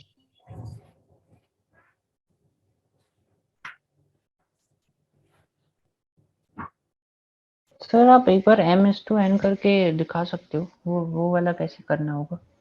बिल्कुल ऐसे ही, जब यहाँ पे जो हमने फॉर्मूला यूज किया है तो M:n का यहाँ भी इन टर्म्स ऑफ Mn आ जाएगा, यहाँ भी इन टर्म्स ऑफ Mn आ जाएगा। दोनों साइड के x कोऑर्डिनेट्स को कंपेयर करेंगे, M and N में इक्वेशन नंबर 1 आ जाएगी, दोनों साइड के y कोऑर्डिनेट से M and N में इक्वेशन नंबर 2 आ जाएगी। लीनियर इक्वेशंस वैसे। हाँ सर एक Okay. साइड पे कंपेयर करने से भी हो जाएगा ना? क्या? M:n लिया और एक साइड पे कंपेयर किया तो भी आंसर आ जाएगा ना? कर लो और फिर उस इक्वेशन को n से डिवाइड कर लो, तो सारा कुछ in terms of M/n convert हो जाएगा, हाँ। सीधे M/n का वैल्यू आ जाएगा। ठीक है, तो अभी हमने कहा तो सर कोई भी एक कोऑर्डिनेट को कंपेयर करने का ना, या तो x या तो y। ठीक, बिल्कुल बिल्कुल।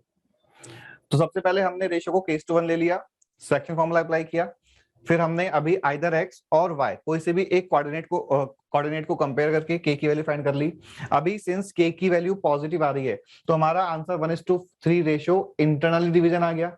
मान लो कोई दूसरा क्वेश्चन अपन ने सॉल्व किया और सॉल्व करने के बाद k की वैल्यू जो है वो -2/5 आ जाए, सॉल्व करने के बाद k की वैल्यू -2/5 आ जाए तो हमारा आंसर उस केस में क्या हो जाएगा, 2:5 रेशियो एक्सटर्नली। तो ये फाइनल आंसर होगा if value of k is negative. ठीक है,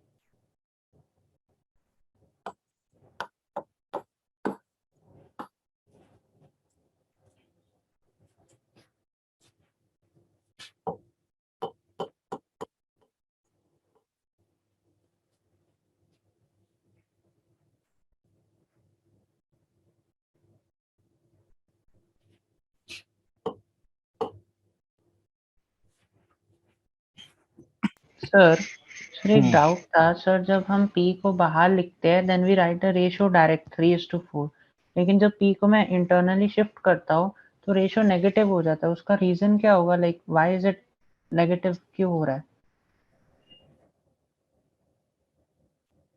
नहीं, p को अगर तुमने इंटरनल रखा है तो रेशियो पॉजिटिव आता है, और p अगर एक्सटर्नल डिवाइड कर रहा है तो रेशियो नेगेटिव आता है।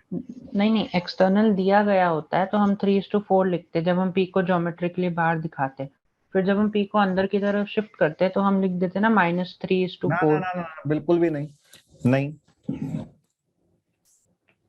अगर रेशियो एक्सटर्नली दिया है तो जो अगर तुम्हें ज्योमेट्रिकल मीनिंग में जाना है तब तो मीनिंग ये होगा कि a और b इस तरह से है और पॉइंट p इस तरह से है।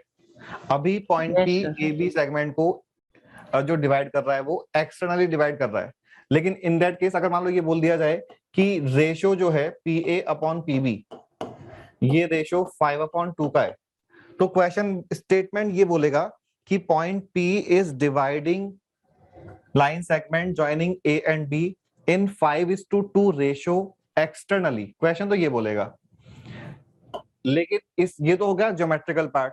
अब हमें जब क्वेश्चन सॉल्व करना है तो ज्योमेट्रिकल पार्ट का यूज नहीं करना है, हम मैथमेटिकली क्या करेंगे, हम तो मैथमेटिकली अपने रेफरेंस के लिए ये डायग्राम बना लेंगे जो डायग्राम एक्चुअल में गलत है, लेकिन हमें उससे मतलब ही नहीं है, बिकॉज हमें डायग्राम का यूज सही गलत के लिए नहीं करना है, फॉर्मूला यूज करने के लिए करना है। और इस रेशियो को हम 5:2 का जो रेशियो है उसमें या तो यहाँ या फिर यहाँ कहीं भी एक जगह नेगेटिव करके यूज में ले लेंगे। सर मैं वही पूछ रहा हूँ, हमने ना p को देखो ना इंटरनली शिफ्ट कर दिया और नेगेटिव साइन डाल दिया, वैसे बोल रहा हूँ। किसके रेफरेंस में बोल रहे हो? ये हमने वही बोला कि ये डायग्राम सही नहीं है। मैं अपन ये डायग्राम क्यों बनाते हैं, आंसर 1:4 एक्सटर्नल डिवीजन सही है, कई सारे लोगों ने दे दिया। हम ये डायग्राम तो करेक्ट यही वाला है, ये डायग्राम तो हम अपना जो फॉर्मूला है उसको यूज करने के लिए बना रहे हैं। अब तुम्हारा डाउट ये है कि माइनस साइन क्यों आया, माइनस साइन इसलिए आया बिकॉज हमने अभी नोट किया था कि if m/n is greater than 0 then division is internal and if m/n less than 0 then division is external. Question ने बोला है कि डिवीजन जो है वो एक्सटर्नल है, तो इसका मतलब कि हम जो मैथमेटिकल रेशियो यूज करेंगे वो ये वाला यूज करेंगे, यानी कि m/n को नेगेटिव रखेंगे। m/n को नेगेटिव रखने के लिए या तो हमने m को नेगेटिव कर दिया या फिर अपन ने n को नेगेटिव कर दिया। सर तो मतलब एक्सटर्नली है पॉइंट P, तो वो रेशियो नेगेटिव कैसे आया फिर? कैसे आया नहीं, अगर रेशियो नेगेटिव है तो पॉइंट P का डिवीजन एक्सटर्नल होगा, पॉइंट P कभी भी इंटरनली डिवाइड नहीं करेगा। तो अपन को सर अपन ढूंढ सकते नहीं कि पॉइंट बाहर है तो फिर अपन रेशियो नेगेटिव कैसे निकालेंगे? पॉइंट अंदर है तो रेशियो पॉजिटिव कैसे निकाला? तो सेक्शन फॉर्मूला उसको कैसे? सेक्शन फॉर्मूले का डेरिवेशन क्या है? X coordinate same x coordinate क्या? जैसे अपन सॉल्व किया पहले वाला वैसे ही। नहीं, सेक्शन फॉर्मूले का जो डेरिवेशन है वो सेक्शन से है। अगर मान लो कोई एक सेगमेंट इस तरह से है और इस पूरे सेगमेंट की लेंथ L है,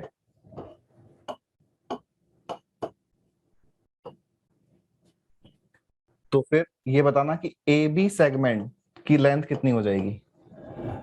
B वाला पॉइंट AC को m/n में डिवाइड कर रहा है।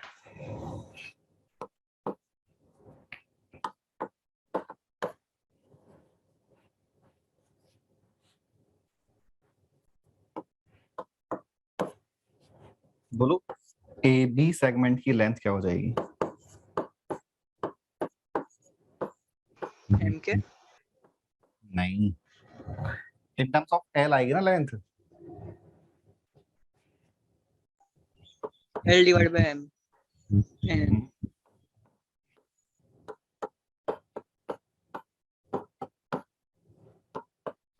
तो बट अपन ऐसे ही बोल सकते हैं ना कि A B equal to M into constant, क्योंकि वो रेशियो में तो एम इज टू एन। वो तो सही है, लेकिन वो जो कांस्टेंट होगा वो कांस्टेंट क्या होगा इन टर्म्स ऑफ mn।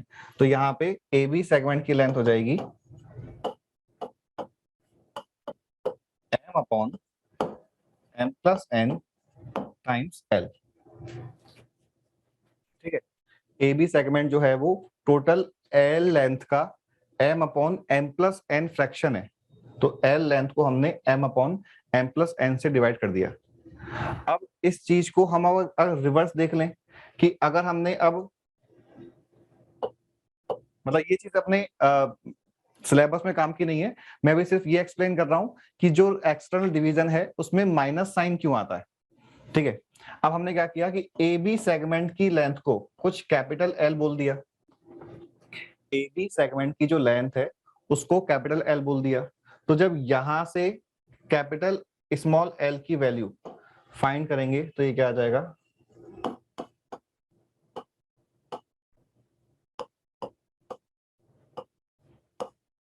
हम कह रहे हैं कि small l capital L length का कोई फ्रैक्शन होना चाहिए।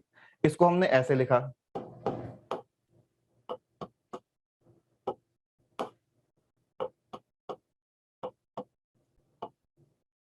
तो इसका मीनिंग अब क्या हो गया कि टोटल लेंथ तो m plus n minus n थी, और अब उसमें से, अच्छा मैं एक बार और भी एक्सप्लेन करूं,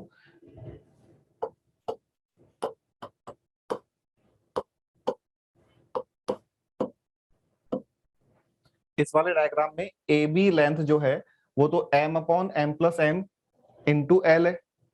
BC लेंथ जो है वो n upon m plus n into L है।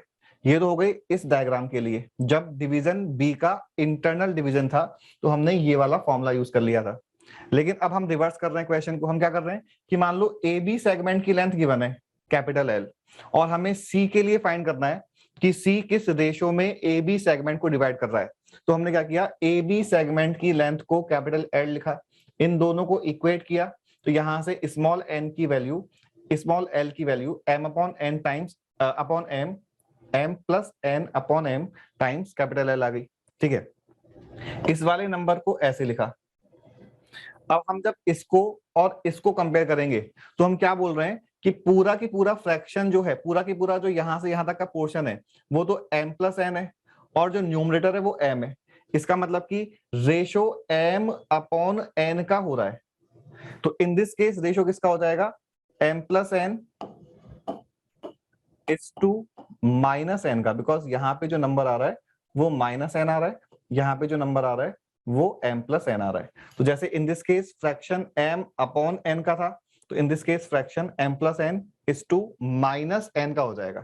तो जब भी डिवीजन एक्सटर्नल होगा इस मेथड से हमारे पास ऑटोमेटिकली एक नेगेटिव साइन आ जाता है। बट वो बात अलग है कि हमें इस डेरिवेशन का कोई हमारे लिए यूज नहीं है।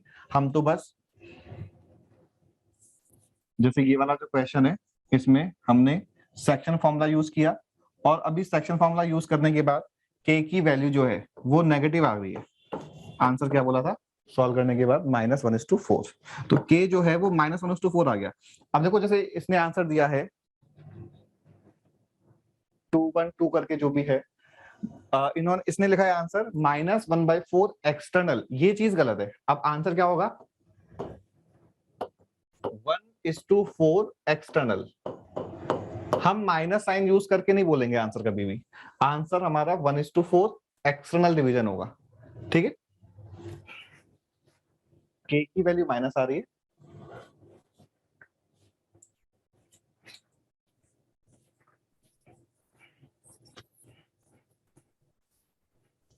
तो सर आपने वो रेशियो निकाला था m+n डिवाइड बाय -n, इसके लिए वो नेगेटिव आता है ऐसा। अगर डिवीजन एक्सटर्नल है तो अपने आप वो नेगेटिव साइन आ जाता है, लेकिन अगर अंदर है तो पॉजिटिव आ जाएगा अपना पे, पॉजिटिव आ जाएगा। वो मेथड से करना फिर। सर उसका derivation is not important no, नहीं, जो आपने अभी दिखाया था। इसीलिए मैंने बताया, पहले नहीं बताया था, मैंने बोल भी दिया कि जो मैंने अभी बताया वो जस्ट इसलिए है कि 2-3 लोगों ने पूछा कि वो नेगेटिव क्यों आता है।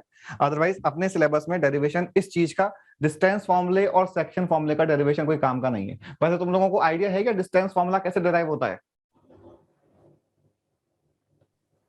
x1 minus x2 whole square plus y1 minus y2 whole square का ओवरऑल स्क्वायर रूट, ये कैसे बना फॉर्मूला? सर 9th में कराया था।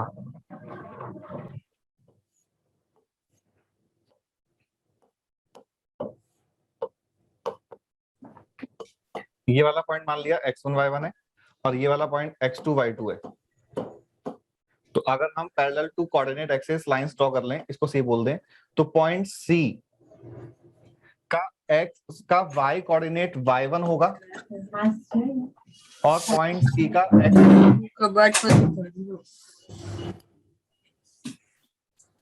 जो लोग माइक यूज नहीं कर रहे हैं माइक ऑफ कर लो।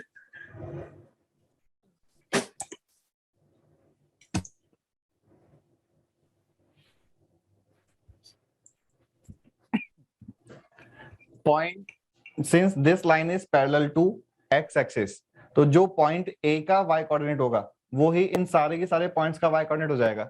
तो पॉइंट C का भी y कोऑर्डिनेट, ये मैंने जो लिखा है वो y1 लिखा है, थ्योरम से आ जाएगा, सही बोला। और ऐसे ही पॉइंट B का जो y कोऑर्डिनेट x2 वो ही ये आ जाएगा। तो ये डिस्टेंस है x2 minus x1 and this distance is y2 minus y1। तो हम पाइथागोरस थ्योरम से ये वाला डिस्टेंस फाइंड कर लेंगे।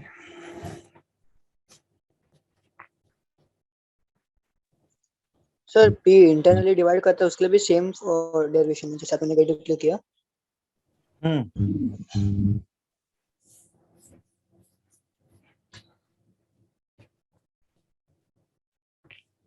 ठीक है, ये तो बात हो गई सेक्शन फॉर्मूले की। अच्छा आप मुझे तुम लोग ये बताओ, अभी तुम्हें कुछ लिखना नहीं है, बस मैं जो पूछ रहा हूँ उसका आंसर देना है कि हमें 4 पॉइंट दे रखे हैं और इन 4 पॉइंट से एक क्वाड्रिलेटरल बन रहा है, A, B, C और D। इन चारों के कोऑर्डिनेट्स दे रखे हैं, ठीक है। हमें चेक करना है कि इन चारों से जो ये क्वाड्रिलेटरल बन रहा है, क्वाड्रिलेटरल ABCD, ये पैरेललोग्राम होगा या नहीं होगा, ये चेक करने का मेथड क्या होगा? डिस्टेंस फॉर्मूला से क्या क्या चीज कंपेयर करेंगे? सर A और B और D और C की लेंथ और AD and BC equal. Sir angle अपन ने अभी तक जो पढ़ा है, जो भी हमने स्ट्रेट लाइन में पढ़ा है, उसमें अपन ने एंगल्स फाइंड करना भी सीखा नहीं है। तो बिना एंगल सर डिस्टेंस फॉर्मूला से क्या डायगोनल्स की क्या? सर डायगोनल्स इक्वल रहेंगे तो slope। आएगा सर। अरे एक एक साइड फाइंड करने से अच्छा डायगोनल्स इक्वल रहेंगे तो पैरेललोग्राम हो सकता है। बिल्कुल भी नहीं, पैरेललोग्राम के डायगोनल्स इक्वल लेंथ के होते हैं। ट्रू और false? False. False. False. That is slope find करेंगे ना और लेंथ ऑपोजिट साइड्स का। अच्छा अब मैं देखो जो तुमने बोला है ना चैट बॉक्स में जो लिखा है, तुमने बोला है, मैं उन सबको अब समराइज कर रहा हूँ। ऑप्शन नंबर 1 कि पैरेललोग्राम है या नहीं है, ऑप्शन नंबर 1 कि इसके डायगोनल्स इक्वल लेंथ के हैं। इज इट ट्रू और फॉल्स? फॉल्स। ठीक है, ये सेकंड ऑप्शन एक बोला गया कि ओनली हम अगर A B is equal to C D, ये दोनों लेंथ इक्वल हैं, सिर्फ ये चेक करना सफिशिएंट है। सही बात है False. गलत बात है? फॉल्स। फॉल्स। ये सफिशिएंट नहीं है। सफिशिएंट क्या है? A B equal to C D and A D equals to B D. ये दोनों ही लेंथ्स, ये चार मतलब ये दोनों लेंथ्स अलग और ये दोनों लेंथ्स अलग इक्वल होंगी, तब जाके हम कंफर्म बोल सकते हैं कि ये पैरेललोग्राम है। ठीक है, तो BC Next. ना?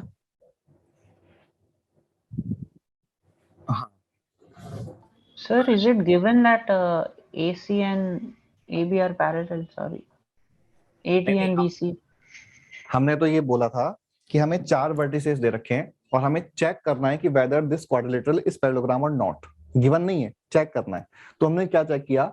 हमने पहले ए बी और सी डी डिस्टेंसेस फाइंड की, वो इक्वल आ गई। उसके बाद A D and B C distances find की, वो भी इक्वल आ गई। तो हम कंफर्म बोल सकते हैं कि ये क्वाड्रिलेटरल पैरेललोग्राम है। नंदिनी, हमने अभी स्लोप की बात नहीं करी है, हमने एंगल की बात नहीं करी है, हमने ओनली डिस्टेंस फॉर्मूला और सेक्शन फॉर्मूला पढ़ा है, तो उसी की हेल्प से बताना है अभी। ठीक है सर, बट अभी ये भी तो बताना पड़ेगा कि पैरेलल है या नहीं। नहीं, ये सफिशिएंट है।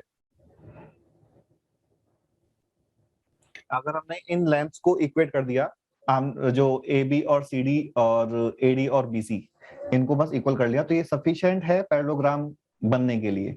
बट अभी किसी ने लिखा था अभी चैट बॉक्स में कि ये भी एंश्योर करना पड़ेगा कि ए सी और बी डी लेंथ, यानी कि जो डायगोनल की लेंथ्स हैं, वो इक्वल नहीं होनी चाहिए। ऐसा भी है क्या? क्या ये जरूरी है?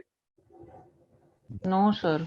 वो सर रेक्टेंगल्स और स्क्वायर्स में होता है। All rectangles are parallelograms. All squares are rectangles. All rectangles are parallelogram. तो ये कम जरूरी नहीं है, ओनली जो मैंने बोर्ड पे लिखा है वो सफिशिएंट है।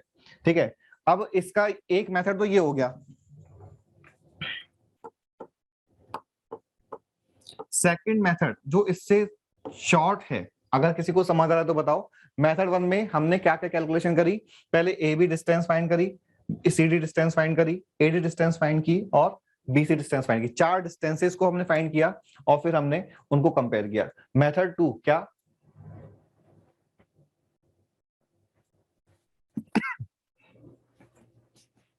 मेथड 2 की पैरेललोग्राम के, हाँ बिल्कुल सही बोला, बिल्कुल सही बोला। और ये सिंपल मेथड है जो आयुषी ने बोला है कि पैरेललोग्राम के जो दोनों डायगोनल्स होते हैं, ये दोनों डायगोनल्स एक दूसरे को बाइसेक्ट करते हैं। Mid point of both the diagonals is same. That means a plus c by 2, मैं बस नोटेशन वाली बात फॉर्म में लिख रहा हूं, is equal to b plus d by 2। Diagonals of parallelogram bisect each other. तो देखना सेकंड मेथड जो है कैलकुलेशन वाइज फर्स्ट मेथड से बेटर है।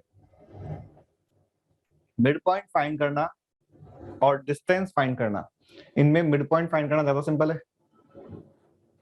समझ आ रहा है क्या? तुम लोगों के पास मेरा ऑडियो आ रहा है कि नहीं आ रहा है? आ रहा है सर। सर तो खाली मिड पॉइंट फाइंड करके मालूम पड़ जाएगा पैरेललोग्राम में। बिल्कुल। तो हम ये वाला स्टेप, मतलब ये वाला मेथड है तो करेक्ट, बट हम मेथड 2 प्रेफर करेंगे बिकॉज मेथड 2 में कैलकुलेशन में टाइम कम लगता है, एग्जाम में टाइम कम लगेगा। ठीक है, तो ये मैं नोट करा देता हूँ।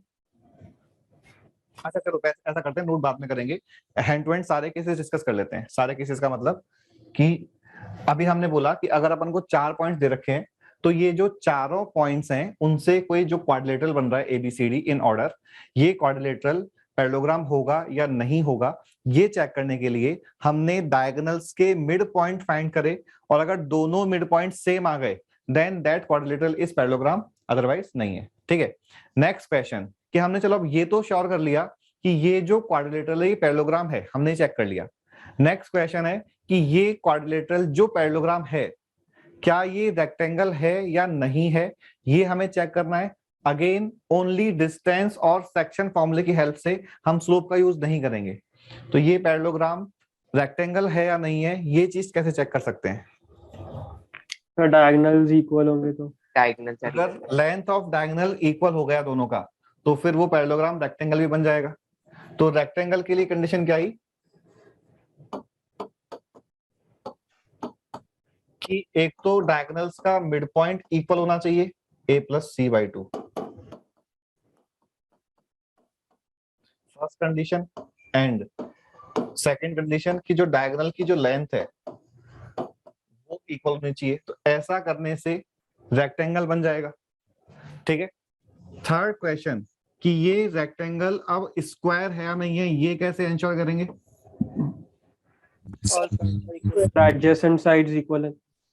एडजेसेंट साइड्स इक्वल है, तो हमने पहले ये दोनों कंडीशंस चेक करनी पड़ेंगी और उसके बाद एडजेसेंट साइड में चारों साइड को इक्वेट करना जरूरी है या फिर कोई सी भी दो एडजेसेंट साइड सफिशिएंट है? कौन सी भी दो?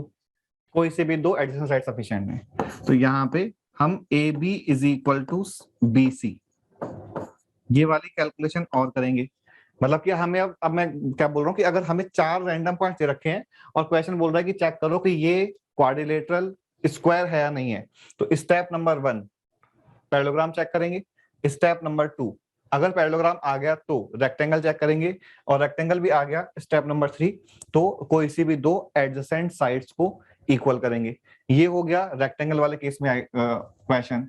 एंड फोर्थ क्वेश्चन कि हमें 4 पॉइंट दे रखे हैं और पूछ रहा है क्वेश्चन कि इन चारों पॉइंट से बनने वाला क्वाड्रिलेटरल रोम्बस है या नहीं है, ये बताना है।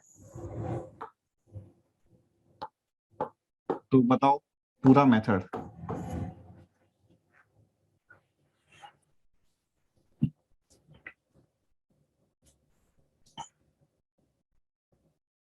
सर साइड्स इक्वल नहीं होनी चाहिए, एडजेसेंट साइड्स इक्वल होनी चाहिए ना। यहाँ पे AB is equal to BC है, एडजेसेंट साइड इक्वल नहीं होनी चाहिए। क्यों? ऐसा इक्वल होनी चाहिए। Condition of parallelogram plus adjacent side equal.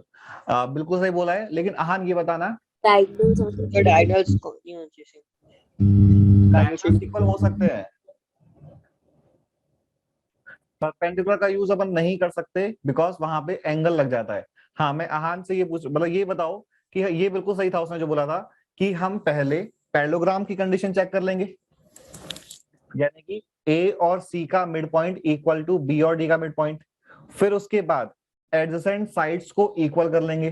But again कि हमें ऑल 4 एडजेसेंट साइड्स को इक्वल करना जरूरी है या फिर एनी 2 एडजेसेंट साइड्स चलेंगी? Any two. ठीक है, एनी 2 सफिशिएंट है, चारों साइड लेंथ को फाइंड करने की रिक्वायरमेंट नहीं है। तो यहाँ पे मेथड क्या होगा कि A+C/2 is equal to B+D/2 and AB is equal to BC। ये है एक रोम्बस को चेक करने की कंडीशन। तो एक बार तुम लोग देखो कि अगर तुम्हें अब 4 पॉइंट्स गिवन है तो पैरेललोग्राम, रेक्टेंगल, स्क्वायर और रोम्बस चारों को चेक करने का मेथड समझ आ गया? सर स्क्वायर के लिए अपन एडजेसेंट साइड करते हो तो सेम रोम्बस के लिए भी है ना, तो अपन दोनों सेम हो गए ना। स्क्वायर के लिए लेकिन एक्स्ट्रा कंडीशन ये भी है कि स्क्वायर के जो डायगोनल्स हैं वो इक्वल लेंथ के होने चाहिए। रोम्बस के लिए ये वाली कंडीशन नहीं चाहिए। ठीक है, सर रोम्बस में डायगोनल्स इक्वल नहीं होता, इसलिए अपन उसको नहीं करेंगे। नहीं, डायगोनल्स इक्वल हो भी सकते हैं, नहीं भी हो सकते। All squares are rhombus.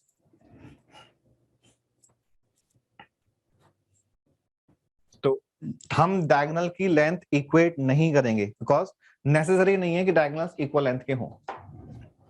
Sir अगर साइड्स इक्वल हो जाए तो it's not necessary that they are parallel, right? तो ऑल 4 साइड्स को इक्वल करना होगा, अदरवाइज अगर हमने ऑल 4 साइड लेंथ को फाइंड कर लिया और चारों साइड लेंथ इक्वल आ गई तो हम बोल सकते हैं कि वो रोम्बस है। ठीक है, तो सर दोनों का डायगोनल्स का मिड पॉइंट इक्वल हुआ और एडजेसेंट साइड्स इक्वल है तो रोम्बस है, और खाली बिल्कुल। डायगोनल इक्वल हुआ और एडजेसेंट साइड इक्वल है तो स्क्वायर है। डायगोनल का मिड पॉइंट सेम जगह पे है एंड डायगोनल की लेंथ इक्वल है एंड एडजेसेंट साइड इक्वल है तो स्क्वायर है। अच्छा, वो तीनों फॉलो करना चाहिए स्क्वायर को। बिल्कुल। तो चलो हम ये चीज अब नोट कर लेते हैं।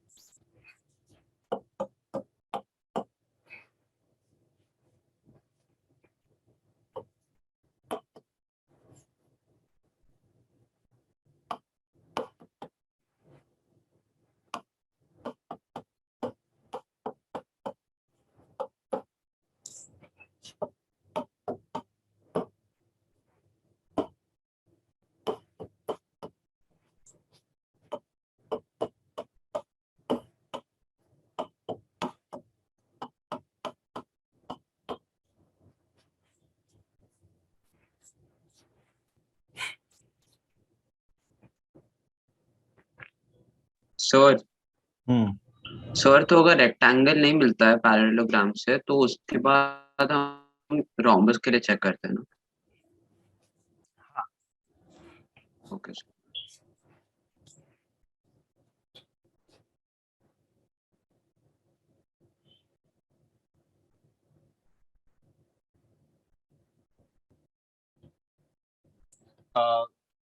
ये जो पूछा है sir, I was having a doubt that when we check for parallelogram, then even if opposite sides are equal, then how do we know that they are parallel? Opposite side में all two pairs of opposite side अगर equal है तो ये confirm बात है कि वो parallelogram होगा। ठीक है, ये मैथमेटिकल हम जब स्लोप पढ़ लेंगे तो पैरेलल चेक कर लेंगे, लेकिन अभी अपन ने स्लोप पढ़ा नहीं है तो अपन इसलिए नहीं बात कर रहे। बट ये कंफर्म है कि अगर A B and C D length equal आ गई एंड BC और AD लेंथ इक्वल आ गई तो बिना चेक किए कंफर्म है कि वो पैरेललोग्राम होगा। तो ये स्लोप के कॉन्सेप्ट पे बेस्ड है। तुम्हारा ऑडियो प्रॉपर नहीं, वापस से बोलो। सर स्लोप के कॉन्सेप्ट से प्रूव्ड है वो ऑलरेडी। हाँ ओके सर। फर्स्ट हमने लिखा था पैरेललोग्राम के लिए, second one is for rectangle.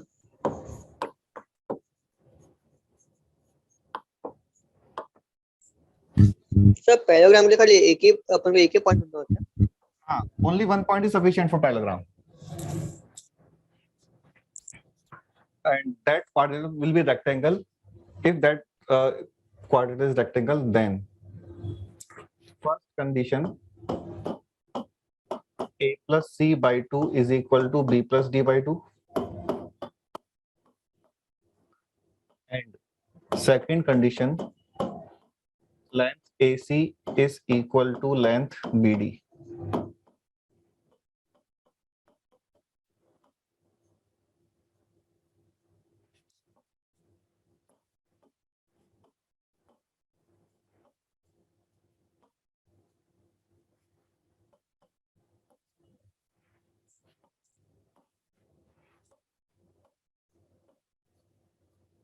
So can you show the first point once?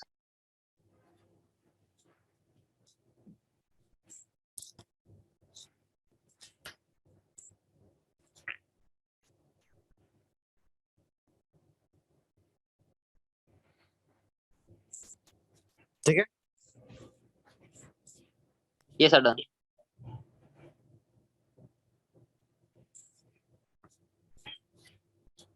यहाँ पे हम इफ वाली कंडीशंस लिख रहे हैं। स्क्वायर के लिए कंडीशंस क्या क्या? First condition a plus c by 2 equals to b plus d by 2. Second condition AC equal to BD.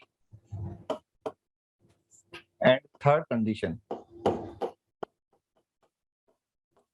consecutive या adjacent side, कोई सी भी दो adjacent side को हमने equate करना है बस।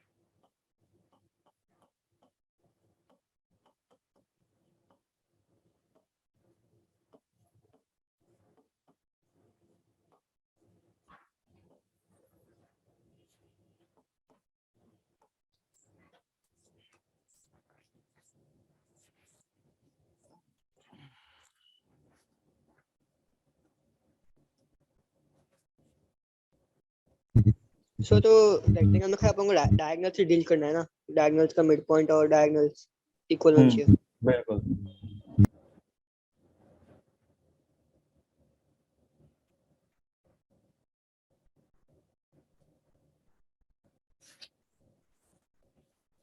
रोम्बस में अपन ने दो मेथड लिखे हैं, या तो डायगोनल्स के मिड पॉइंट को इक्वल कर लो एंड कोई सी भी दो एडजेसेंट साइड को इक्वल कर लो, या फिर चारों की चारों साइड लाइन फाइंड करके उनको इक्वल कर दो।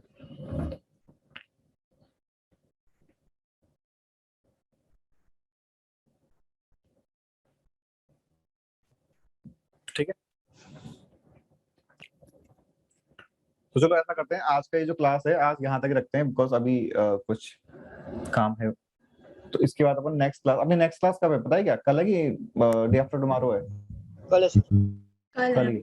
चलो फिर अपन एक बार जो तुमने, अच्छा ऐसा करना सभी लोग, जो भी अभी तुमने लेक्चर नोट्स बनाए हैं आज, इन सारे नोट्स को एक बार पढ़ना और इनमें देखना कि कोई भी पॉइंट ऐसा है जो बाय चांस नहीं समझ आया है, उसको मार्क करना और नेक्स्ट क्लास में डिस्कस करना। अभी मैं आज कोई होमवर्क नहीं दे रहा हूँ मॉड्यूल का, अभी तुम्हें सिर्फ लेक्चर नोट्स पढ़ के उनको डिस्कस करना है।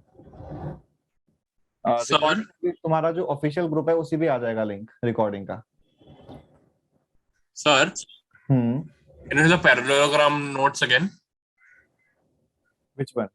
The one before the previous slide. Sir, for the WhatsApp group, you will be joining our old group or a new group will be made? New group बना लूंगा मैं। Okay, sir. और अभी के लिए जब तक नया ग्रुप नहीं बनता है, मैं जो तुम्हारा ऑफिशियल ग्रुप जिसपे तुम्हें इस क्लास का लिंक मिला था उससे भी ही रिकॉर्डिंग शेयर करवा दूंगा। ठीक है? Done, sir. ओके, कोई डाउट किसी को आज की क्लास में पूछना है? सर रोम्बस वाला पार्ट देखा था ना, एक मिनट। रोम्बस वाले पार्ट में हमने कहा कि पहले पैरेललोग्राम बना लो और कोई सी भी दो एडजेसेंट साइड को इक्वल कर लो या फिर चारों साइड को इक्वेट कर दो। सर वो स्क्वायर क्लियर कर सकते हैं अपन, चार साइड को इक्वल कर देने का। वापस से बोलो, ऑडियो तुम्हारा। स्क्वायर क्लियर भी सेम ही करना है, एडजेसेंट साइड को इक्वल करने का। स्क्वायर में ऑल फोर साइड इक्वल होंगी, बट ये सफिशिएंट कंडीशन नहीं है। स्क्वायर में अगर तुम ऑल फोर साइड लेंथ को इक्वल कर रहे हो तो साथ के साथ तुम्हें दोनों डायगोनल की लेंथ को भी इक्वल करना होगा, तब जाके वो स्क्वायर बनेगा।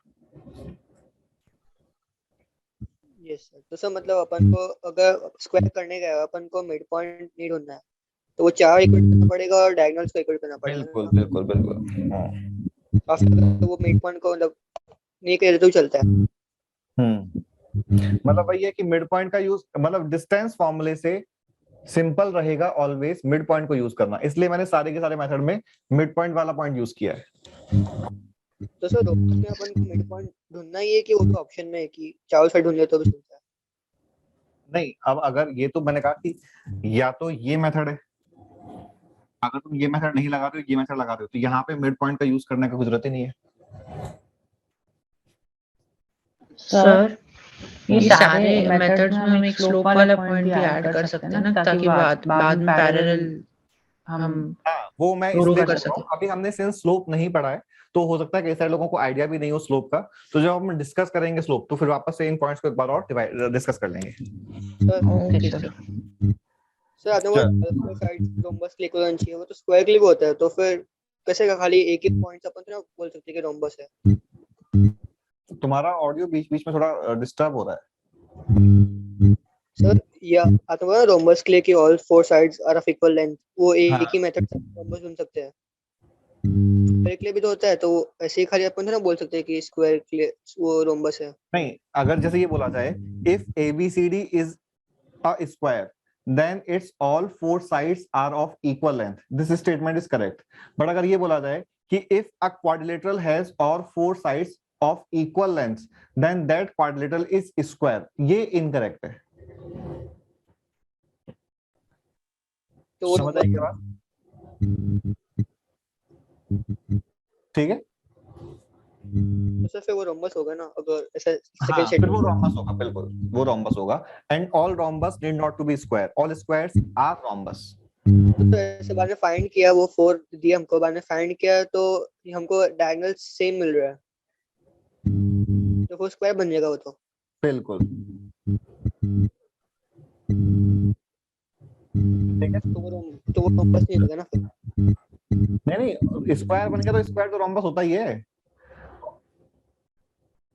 all squares are rectangles, all squares are rhombus, all squares are parallelograms। Square जो है वो सबसेट ऑफ रोम्बस या सबसेट ऑफ पैरेललोग्राम हो गया।